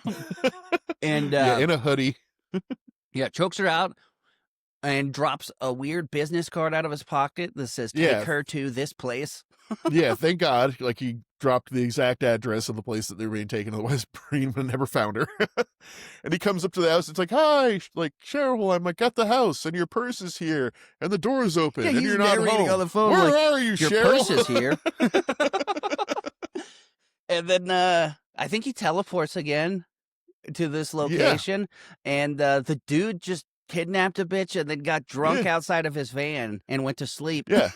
Oh, and I noticed it, which means absolutely nothing, but it's the same storage unit as the first shot of the movie. It's got the same fucking green doors. I guess this is he was there that day, or he had access to the storage unit. Like he probably has a storage unit there. I'm just like looking left and right, like, okay, set up the camera, go. I love the idea though that this guy kidnapped a woman and then was just like, all right, let me take her here and get fucking shit faced real quick. Yeah, he's just like passed out next to his bottles. fucking like double wide Winnebago, essentially, in the middle of the storage area. Neil Breen walks up and wakes her up and was like, where is she? Like, the fucking van, dude. No, he's like, I don't know. And it just like fucking beans him with one of the bottles. And then he teleports again through the walls of the van. Yep. He saves her, leaves her blindfolded as they teleport out of the van. Worse, he takes off the blindfold and the gag and says, you're safe now, then puts them back on to teleport her out of the van. And she doesn't give a fuck. She's just like, okay. And then you get like, so far when he teleports, you just see like feet disappearing. And then when they teleport out of it, it's awesome. It's just beautiful. This is 2013, by the way, with the teleportation effects of 1985. Yeah, I think like the only way I can think of they did it is like they shot the scene twice, and like one of the times was like heavily lit, and like there's like walking out of like the shadowy interior of this thing. Yeah, they don't like pop out of anything; they just walk. Yeah, just like they materialize through the wall, but at a point way further back than you should be able to see them if they're coming through this wall. Like, and then they're sharing a bed together directly after this because he moved on that fast that now she sleeps over and they sleep in the same bed. And he tells the daughter to tell the police. Oh, well, the daughter shoots her last shot with fucking Neil Breen. Right. She's like, I fucking really into you. It's like, no. She's like, okay, I'm going to go turn to my mom for murder. Bye. Oh, God, it's fantastic. And then he's in the desert talking to the cheese book. Yep, and so it was like, what do I do? Figures? Should I be afraid? And then we cut to decrepit old lady therapist, also teleports now. Yeah, I don't know where she wasn't real to begin with. Like it was a figment of his imagination or something. Can't tell when you use the same goddamn effects for everything. Yeah, but it's literally just her sitting in the chair and then just like someone turns the transparency up on her until she fucking disappears. Yeah. She went back to the field of dreams is what I took. That's a sports movie we should do. I'm sure you've seen that. And then there's like all this like spooky nighttime like things happening now, like pictures moving and weird winds and bloody feet walking Bloody through shoes, the yep. house. And he wakes up with tassels on the bed, and he's like, I think a friend left these for us. What? Yep. And then we get to just cut straight to the press conference, I think, after that. Well, where first, Neil is- she's on the phone with somebody talking about how worried she is about Neil. And don't know who that was or why that mattered, because the end of the movie's next. Yeah. And Neil Breen quickly summons the biggest press conference in front of not the White House, but like some the kind of Capitol or building. something. Yeah. Which everyone is in front of at different times. Like as they're cutting back and forth, the background does not change regardless of how zoomed in the scene is or what angle it's happening at. Oh, shit. I totally forgot the other movie, but in the room when they're on the green screen roof and he's talking to whatever the fuck his name is, the psychologist dude, and he's telling him that I'm fucking old boy's wife. There's a part where the camera pans from Mark over to the therapist and it takes like 30 seconds. And it's like, whoa. Anyway, he summons the biggest press conference ever, which he opens by going, I've been hacking. And they're all like, yeah! Fucking fuck yeah! Yeah, and he just basically like releases all the information that he has, which is like the most vague information ever. He doesn't even tell them what he just says, I have information that they've been committing fraud and stealing. Corruption in government and banks and horrible things they do. And they're like, bad people. And what follows? It's the best ending to a movie I have ever seen. Mm-hmm. If this was a comedy movie, it would be one of the funniest endings ever. I am jealous of the fact that you got this without any context or preamble, because like I saw reviews of this movie before I watched it the first time, so I knew it was coming. But for you just to have that materialize in front of you out of thin air without expectation, I am severely jealous. It was fan-fucking-tastic. He just keeps going on. He's like, I discovered this. And then it cuts to a random CEO guide. He is like, because of this information, I'm going to be going to prison. Boom! Yeah, and just it cuts into a montage of self-deletion of like, I am from the bank and we did bad things. And it cuts like him at his house with a noose. Then it's like, I am from the insurance company and I did bad things. He's not paraphrasing either. There's a guy that says, I work for the big bank and now everyone's going to know. And then cuts to him deleting himself. Yeah, I think I got deletion methods written down. It was gun, noose, gun, carbon monoxide, pills, and knife. And knife. Yeah, the guy in the bathtub. Like, and then for randomly, during this press conference, a sniper starts coming out of the bushes. Somebody shoots him, and then Neil Breen notices it and goes back to talking. And I always assumed it was Neil Breen reflecting the bullet with his magic powers back at him, but that was my thing. Yeah, and so basically every evil person has now paid for their crimes by unaliving themselves. And we just cut back to Neil Breen in the fucking forest. It was fucking awesome. Oh, I know. No, it is like 7 minutes. Just when you think it can't get any funnier with the random cuts to self-deletion, guy crawls out of the bush and just BAM! And then it just goes back to what's happening. What the fuck was that? Oh, yeah. No, and these are famous endings for Neil Breen movies. I think Double Down, I'm Here Now, Pass Through all have endings similar to... This is the best one, but they all have like similar, like, what the fuck endings. Oh, God. Yeah, you see the wispy smoke in the woods. He stops to look back at something and smiles, and then end credits, which is just all Neil Breen, Neil Breen, Neil Breen, Neil Breen. Yeah. Fucking glorious. Oh, no. No, like I said, it's like Neil Breen, you'll either like have the best time you ever had watching a movie, or you will hate every second of it, and there is no in between. I had a fucking blast. Once I accepted it for what was about to happen, oh my God, it was great. Yeah. It's like magic mushrooms. Just kind of like release yourself into it and let it happen.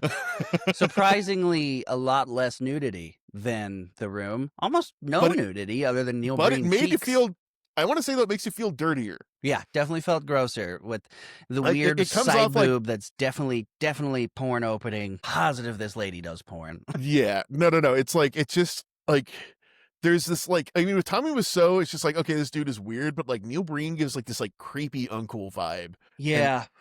And I think it's just like part of it too is like the age disparity. You can see them like they don't want to kiss physically. him, and Oh he's yeah, it's like trying. they are closing their eyes and thinking of England. Like Mhm. they're like, get through this. Think of the Awful. paycheck. Like,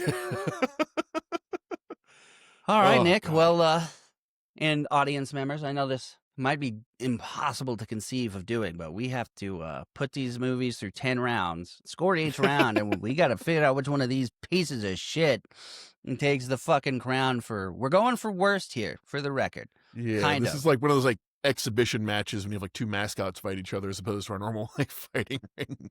So all the categories are for bad things, but winning the category means you are winning. You know, it doesn't mean you're a better movie. You just Yeah. won the shitty category. This is different Yeah, from we're our seeing- other episodes, but Which of these movies hurt our brain worst? right. All right. Well, let me get my little soundboard up here. Get right into it with round one. Please work. There we go. Round one. Worst acting. Was that Weissau's alien cadence? They both have fucking alien cadence. Or Yeah. Breen's monotone Messiah. Worst Yeah. acting.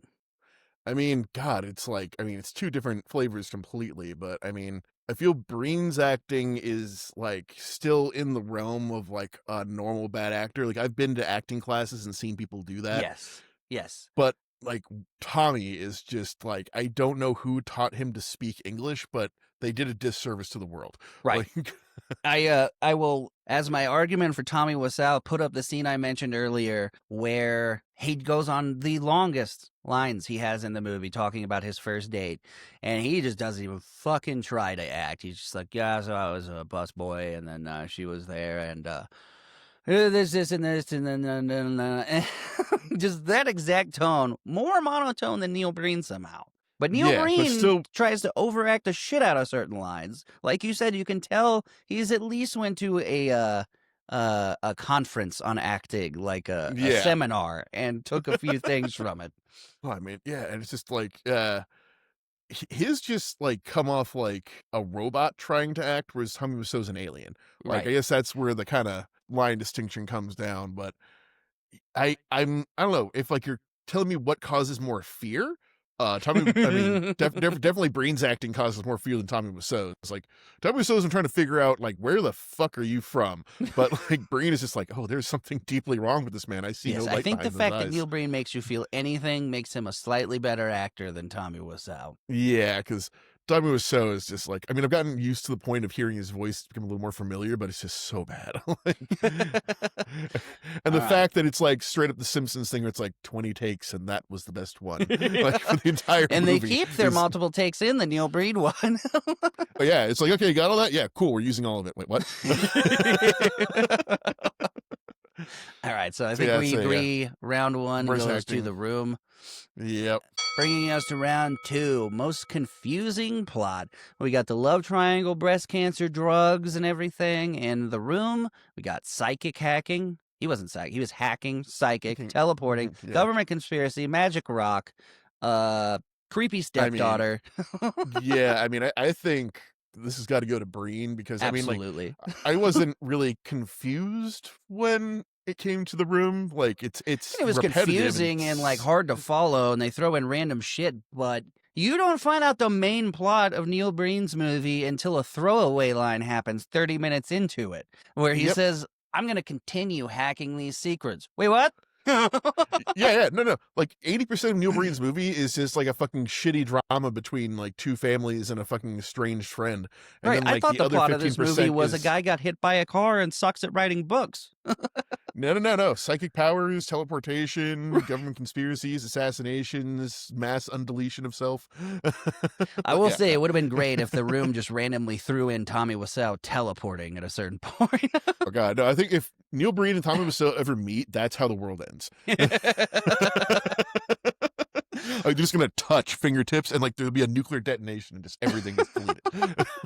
All right, so round two going to Fateful Findings, taking us to round three.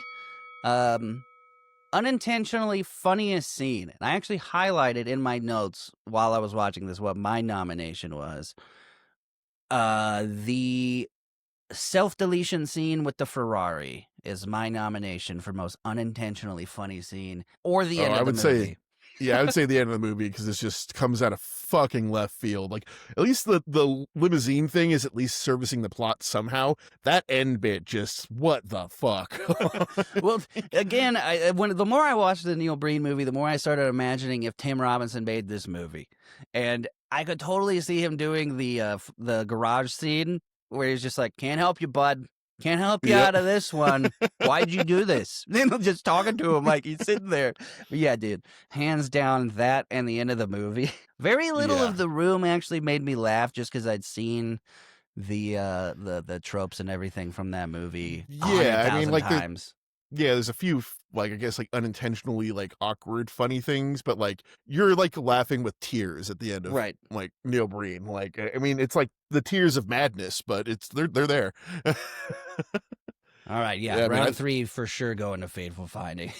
yeah.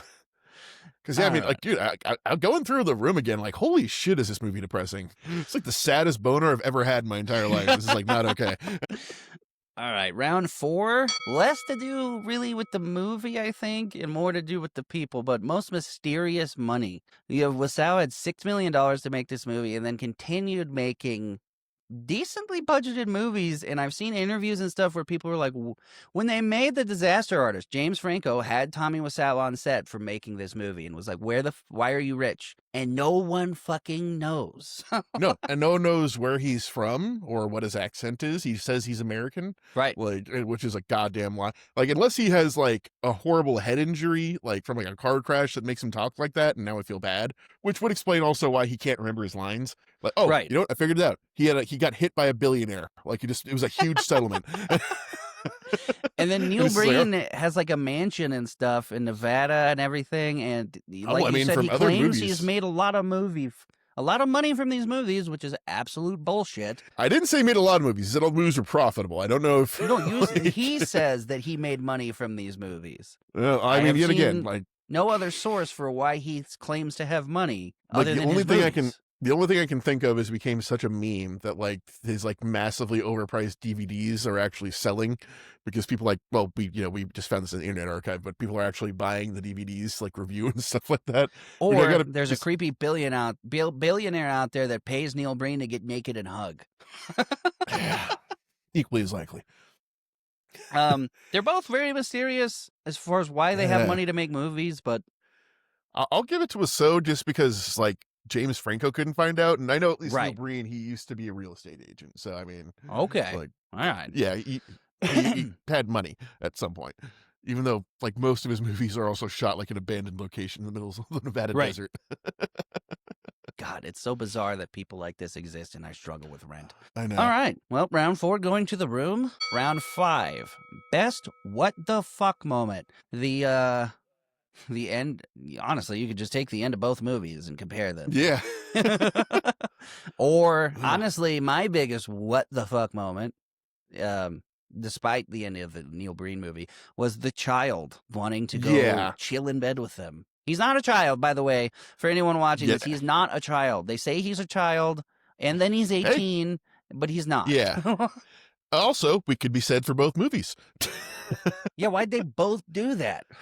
Yeah, why did both of these have a super inappropriate underage relation with a Like, nearby child? This is a child. It's not a child. It's a fucking child, and we're gonna do creepy shit now. God, yeah, I mean, we could just compare those two. I want to say Neil Breen made me more uncomfortable just because I believed that it would actually happen. Yeah, and the fact that Neil Breen's alone with her after that, and he's like, can't happen again. Yeah. Can't do it again. And they're just Yeah, both even nodding later, at it's each like- other. And even like the scene after that, she's like, she has to call if she comes over next time. Like, she's not coming over again. She can never be in your home again. Yeah, she's banned. Like, all it takes is the wrong person seeing that. You're on a list for the rest of your life. Like, even if you weren't doing anything. Yeah. And you were doing something. You Honorable wrote that scene. mention to the who are these characters moment in The Room. I love Yeah. that. But yeah, I would give this to Fateful Findings because I was way more uncomfortable for any time he interacted with a woman in that movie. Yeah. Well, I mean, not as uncomfortable as the women, though. There's like, Oh yeah, they didn't hide it at all. They at least kind like of the wife in The Room at least like successfully acted like she just could not get enough of Tommy Wiseau. Yeah, But would hate anybody, him directly apparently. afterwards. Yeah.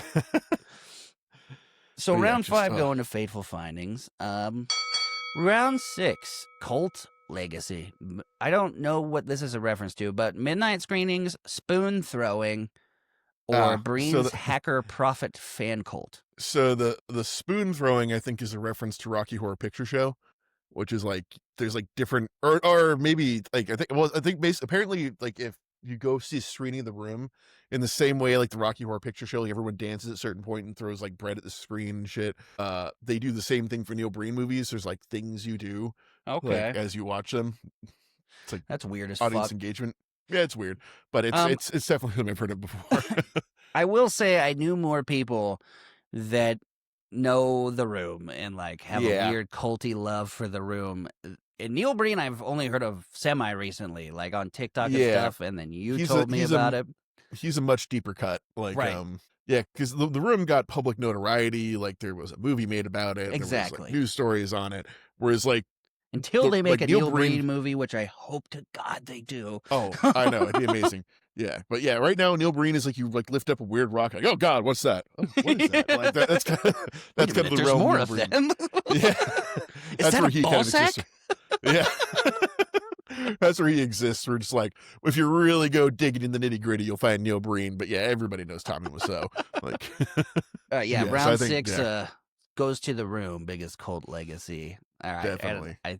I believe this next one's going to be a no-brainer. But round 7, worst editing, jarring repeated cuts in The Room versus 20-second Breen pauses. I will say the only thing comparable for me in The Room is the 45-second long scene where he's setting up the recording device. As far as like, why did they leave that in? Because for the most part, they edit okay, I guess, in The Room. Yeah, like most of the things serve the plot. I mean, like there's that whole weird workout scene thing, which like like you said, I'm sure like, wait, we've just been in this one room the entire movie. We need to go somewhere else. But yeah, Neil Breen's has the most jarring cuts that are fucking hilarious. They cut into the same scene, like from nothing. Just back into the same scene. Yep. And like just like the random ghost wind and like the fucking like random void like fucking bits that just come out of fucking left field and then just like leave without explanation. And then there was this one part where they kept cutting when him and the doc meet again for the first time, and their hands are touching. They keep cutting back to that. And I'm just like, okay.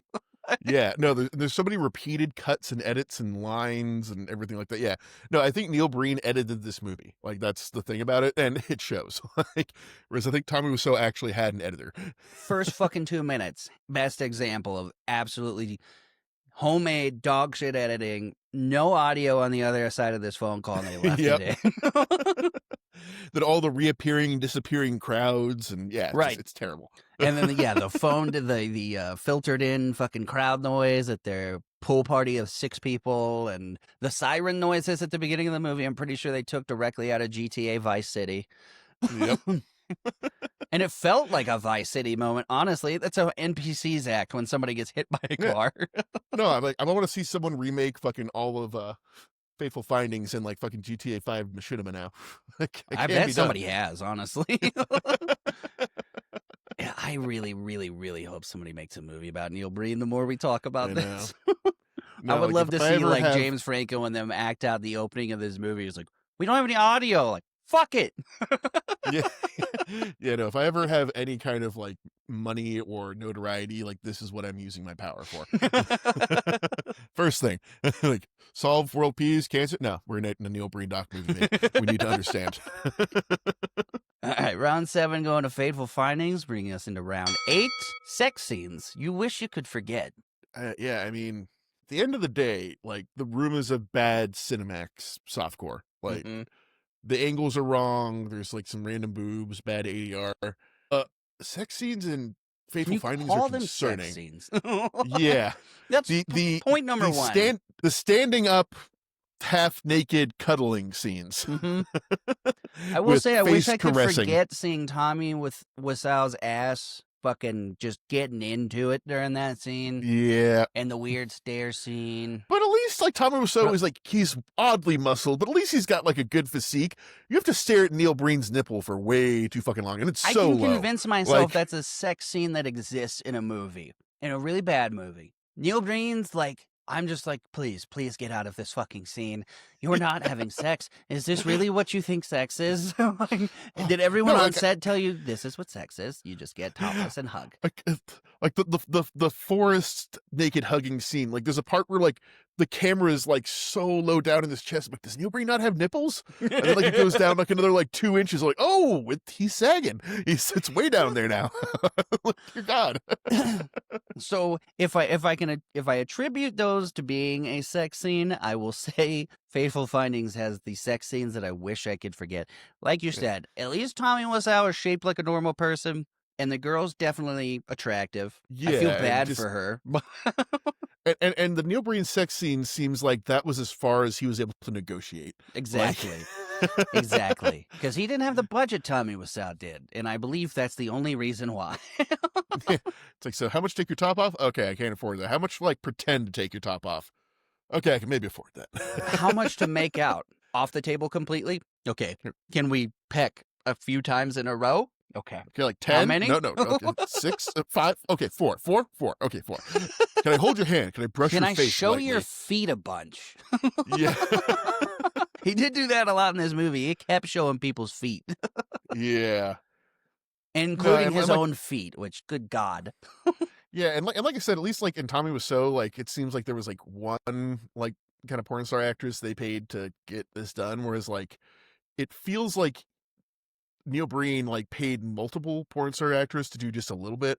Like even Right. the woman that gets out of the fucking like Rolls Royce is like Yeah, basically what was that? Who was Pam- that? yeah, it's like Pamela Anderson, just like, and the only reason I can think of is just like he saw her, thought she was hot, wanted her on set for the day to look Right. at her. Like, Never that's comes the up only thing I can again. think of. They really focus on that it's a Rolls Royce. They really focus on she has a hot lower half of her body. Yeah. Oh, you see the Never upper half comes comes up by, again. and it's a fucking spaghetti scrap tank top that's like painted on her. Like, Right. It's insane. It's yeah. But she's never in the movie again. The Rolls Royce wasn't important. Nope. But Like I said, again, no the bras. opening of this is several shots cut back to her feet getting out of the car. And I'm like, okay, Yep. I just get it. dude. Focus on it.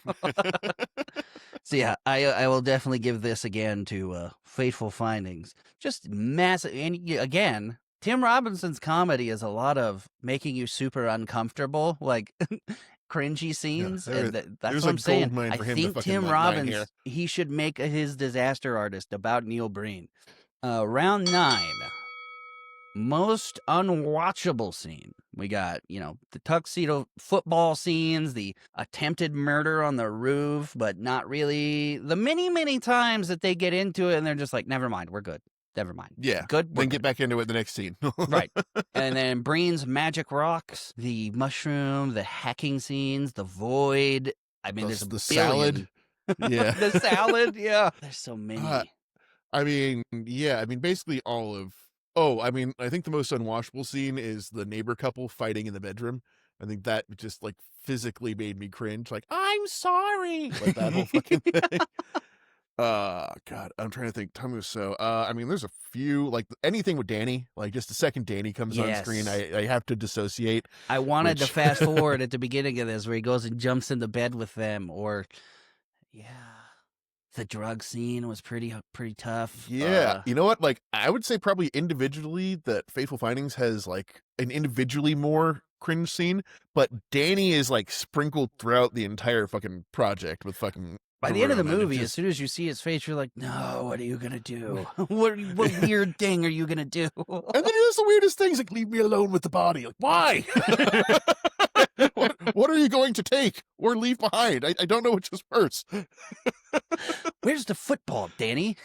Yeah. Nowhere.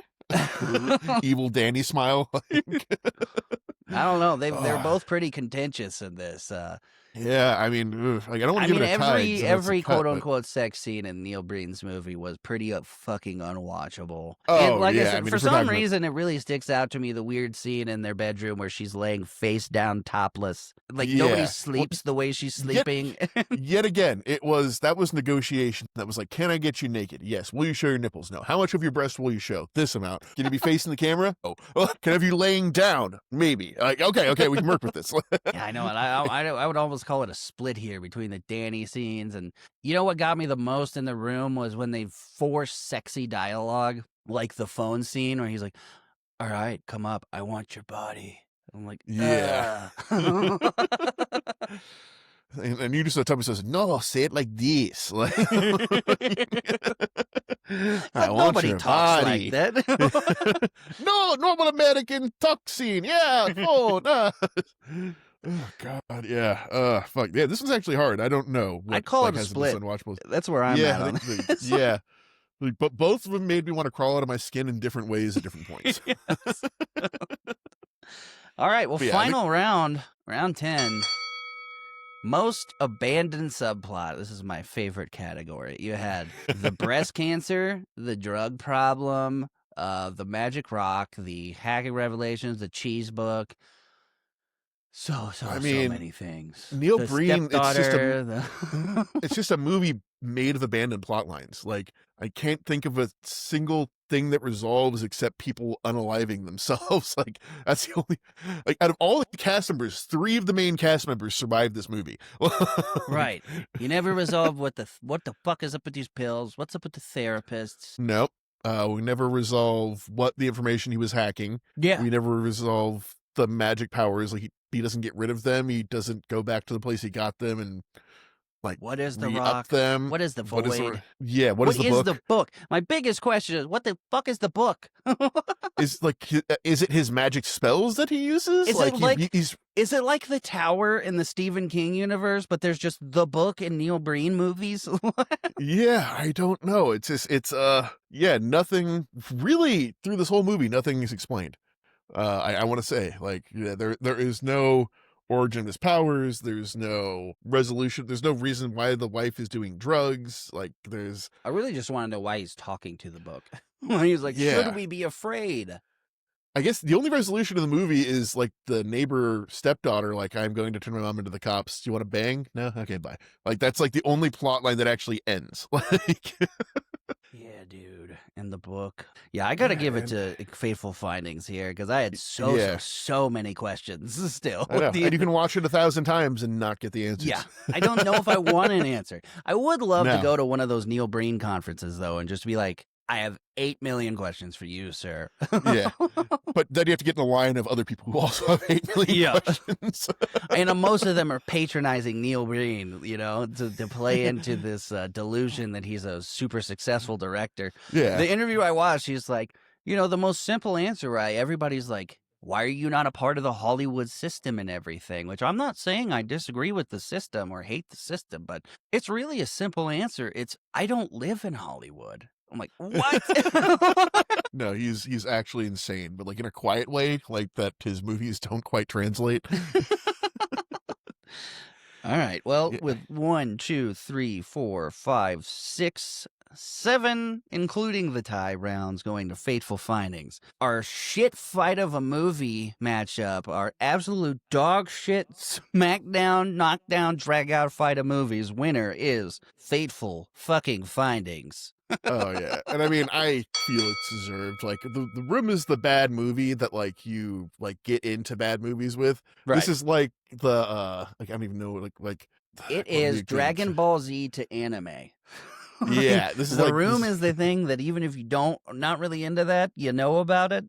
Yeah, this is like when you're getting to like the deep cuts and like the normies won't get it kind of a thing. Hey, God, I'm really glad I watched it though. Oh yeah, no, this is one of my missions in life is to indoctrinate more people into the Church of Breen, and hopefully through this video we will get some more traction on that. Let the mimetic infection spread. Well, we're gonna leave you with some trivia. I'm gonna get the wheel pulled up. If you want to do the Room facts, I'll come back and do Fateful Findings while I get this ready. Alrighty, some Room trivia. Rousseau insisted on filming simultaneously in 35 millimeter and HD digital, doubling costs. So yeah, which is one of the reasons why this movie looks so goddamn weird, because and the cost definition keeps $6 changing. million. Yep. Oh, yeah. Well, that's the second thing, because he purchased the film equipment outright instead of just renting it. So I think that's why he tried to make like a couple of things afterwards. 'Cause he still had all this all this equipment. The rooftop was filmed entirely on a green screen, despite having access to real rooftops. Which, yet again, I think this goes into the disaster office. Like, no, we're making a movie. Movies are shot on sets, and like that was like his Right, thought. exactly. It's like, but it's like, no. But like, there's an alley right there, and then there's like real sunlight. And no. We're going to spend money on making an alley. Yeah, you see that in the disaster artist. You get a lot of great insight because of that movie. I know. It's just like, that's why we want this so desperately for Neil Breen. Like, Exactly. let us understand. I can't wait for them to do that so we can circle back and do disaster artist versus whatever they call the fucking Neil Breen movie. It's just going to be called Breen. Like, right. Let's see here. Juliette Daniele, Lisa thought she was auditioning for a conventional drama, which I don't know how she was able to maintain that illusion throughout the entire thing. Like, you got to imagine there was a moment she was like, oh, shit, I signed a contract. Well, because Tommy Wiseau is foreign and rich, so he can come across as like, okay, he's, a weird artsy billionaire. And then you get to the movie and you're like, oh, he's insane. And and like we said, Wiseau's accent origins remain a mystery. Casting crew speculated endlessly. Because, like, I mean, to me, it sounds almost like maybe like kind of like Italian, maybe like a little Eastern European thrown in there. Or, like I said, he was in a horrendous car accident and we're being complete assholes to a man who's suffering. That's my theory. I mean, he's got the face and everything too. So yeah, he just looked like he hit a wall at a couple 100 miles an hour and then kind of peeled his face off and had it stitched back together. Like, he has a very Frankensteinian quality to him. Like, his skin color, the tone and everything, and along with the weird markings and everything. Yeah, I wouldn't doubt that. If only Guillermo del Toro had known about Tommy Wiseau's existence, he could have just done that and saved a ton on fucking makeup prosthetics. Fateful Findings. Breen films mostly in his own homes or abandoned Nevada locations. It fucking shows. He frequently gives actors new script pages the night before filming. That's perfect. He films consistently feature what? His films consistently feature surreal motifs: dead cats, car wrecks, women in bathtubs. What? Yep. Oh, dude. Like I said, this is his most coherent movie. Like, the other ones are even more insane than this. At one screening, Breen personally handed out DVDs to the audience. I would have killed to be there. You're doing that at the screening. That's great. Despite their cult following, none of Breen's films have mainstream distribution. And God damn it, we need to change that. I know. No, we need to get the spotlight on him. Like, because, I mean, he can bring so much joy and madness to the world. I think it needs to be brought. All right. Well, to end the episode, we're going to spin some wheels to figure out which episode is next. If you have suggestions or things you absolutely want to see, please comment on the episodes or email flickfightspod at gmail.com. So first, we're going to spin the wheel, which decides which wheel we're going to spin next, which genre. And we have vetoes if we so choose to use them. Mm-hmm. I'm going to use mine. I'm sorry. I don't feel like doing a horror movie. All right, we will veto. Okay. Well, next one is comedy. Do you want to do comedy or would you like to do something else? You know what? I think after Neil Breen, we could do something a little light. Okay. All right. So go to the comedy wheel. Okay. We are doing The Watch versus Hot Fuzz. All right. The Watch is the one with Vince Vaughn, right? I think so. Yeah, that's the one with the alien. And Ben Stiller and all them? Yeah, the guy from the It Crowd. Yes. Fuck yes. All right, that'll be really fun. Yeah, no, I love Hot Fuzz. That's like one of my top 10 movies of all time. Watch versus Hot Fuzz. Fuck yeah. That's going to be fun. I haven't watched The Watch in forever. That's such a underrated fucking movie, too. Yeah, I think the last time I watched The Watch was when it came out. Yeah.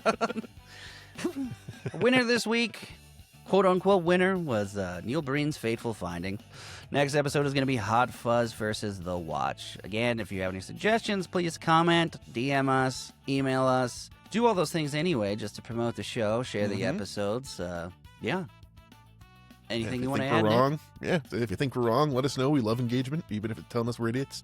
We'll comment back because we have nothing better to do. Exactly. We made a show where we can argue about movies. If you think I'm not going to argue with you about the movies, you're wrong. That parasocial interaction is only a few clicks away, and we'll respond. Also follow us on Instagram and TikTok and YouTube and everything like that. But we make lots and lots of shorts because I know some people love the format of the show but don't have the attention span to watch something. So, fair enough. Go follow I really the have the shorts. attention span At to do least. it. Thanks for tuning in, everybody. I'm Devin Vestal. I'm McKnight. This has been Flick Fights. See you next time.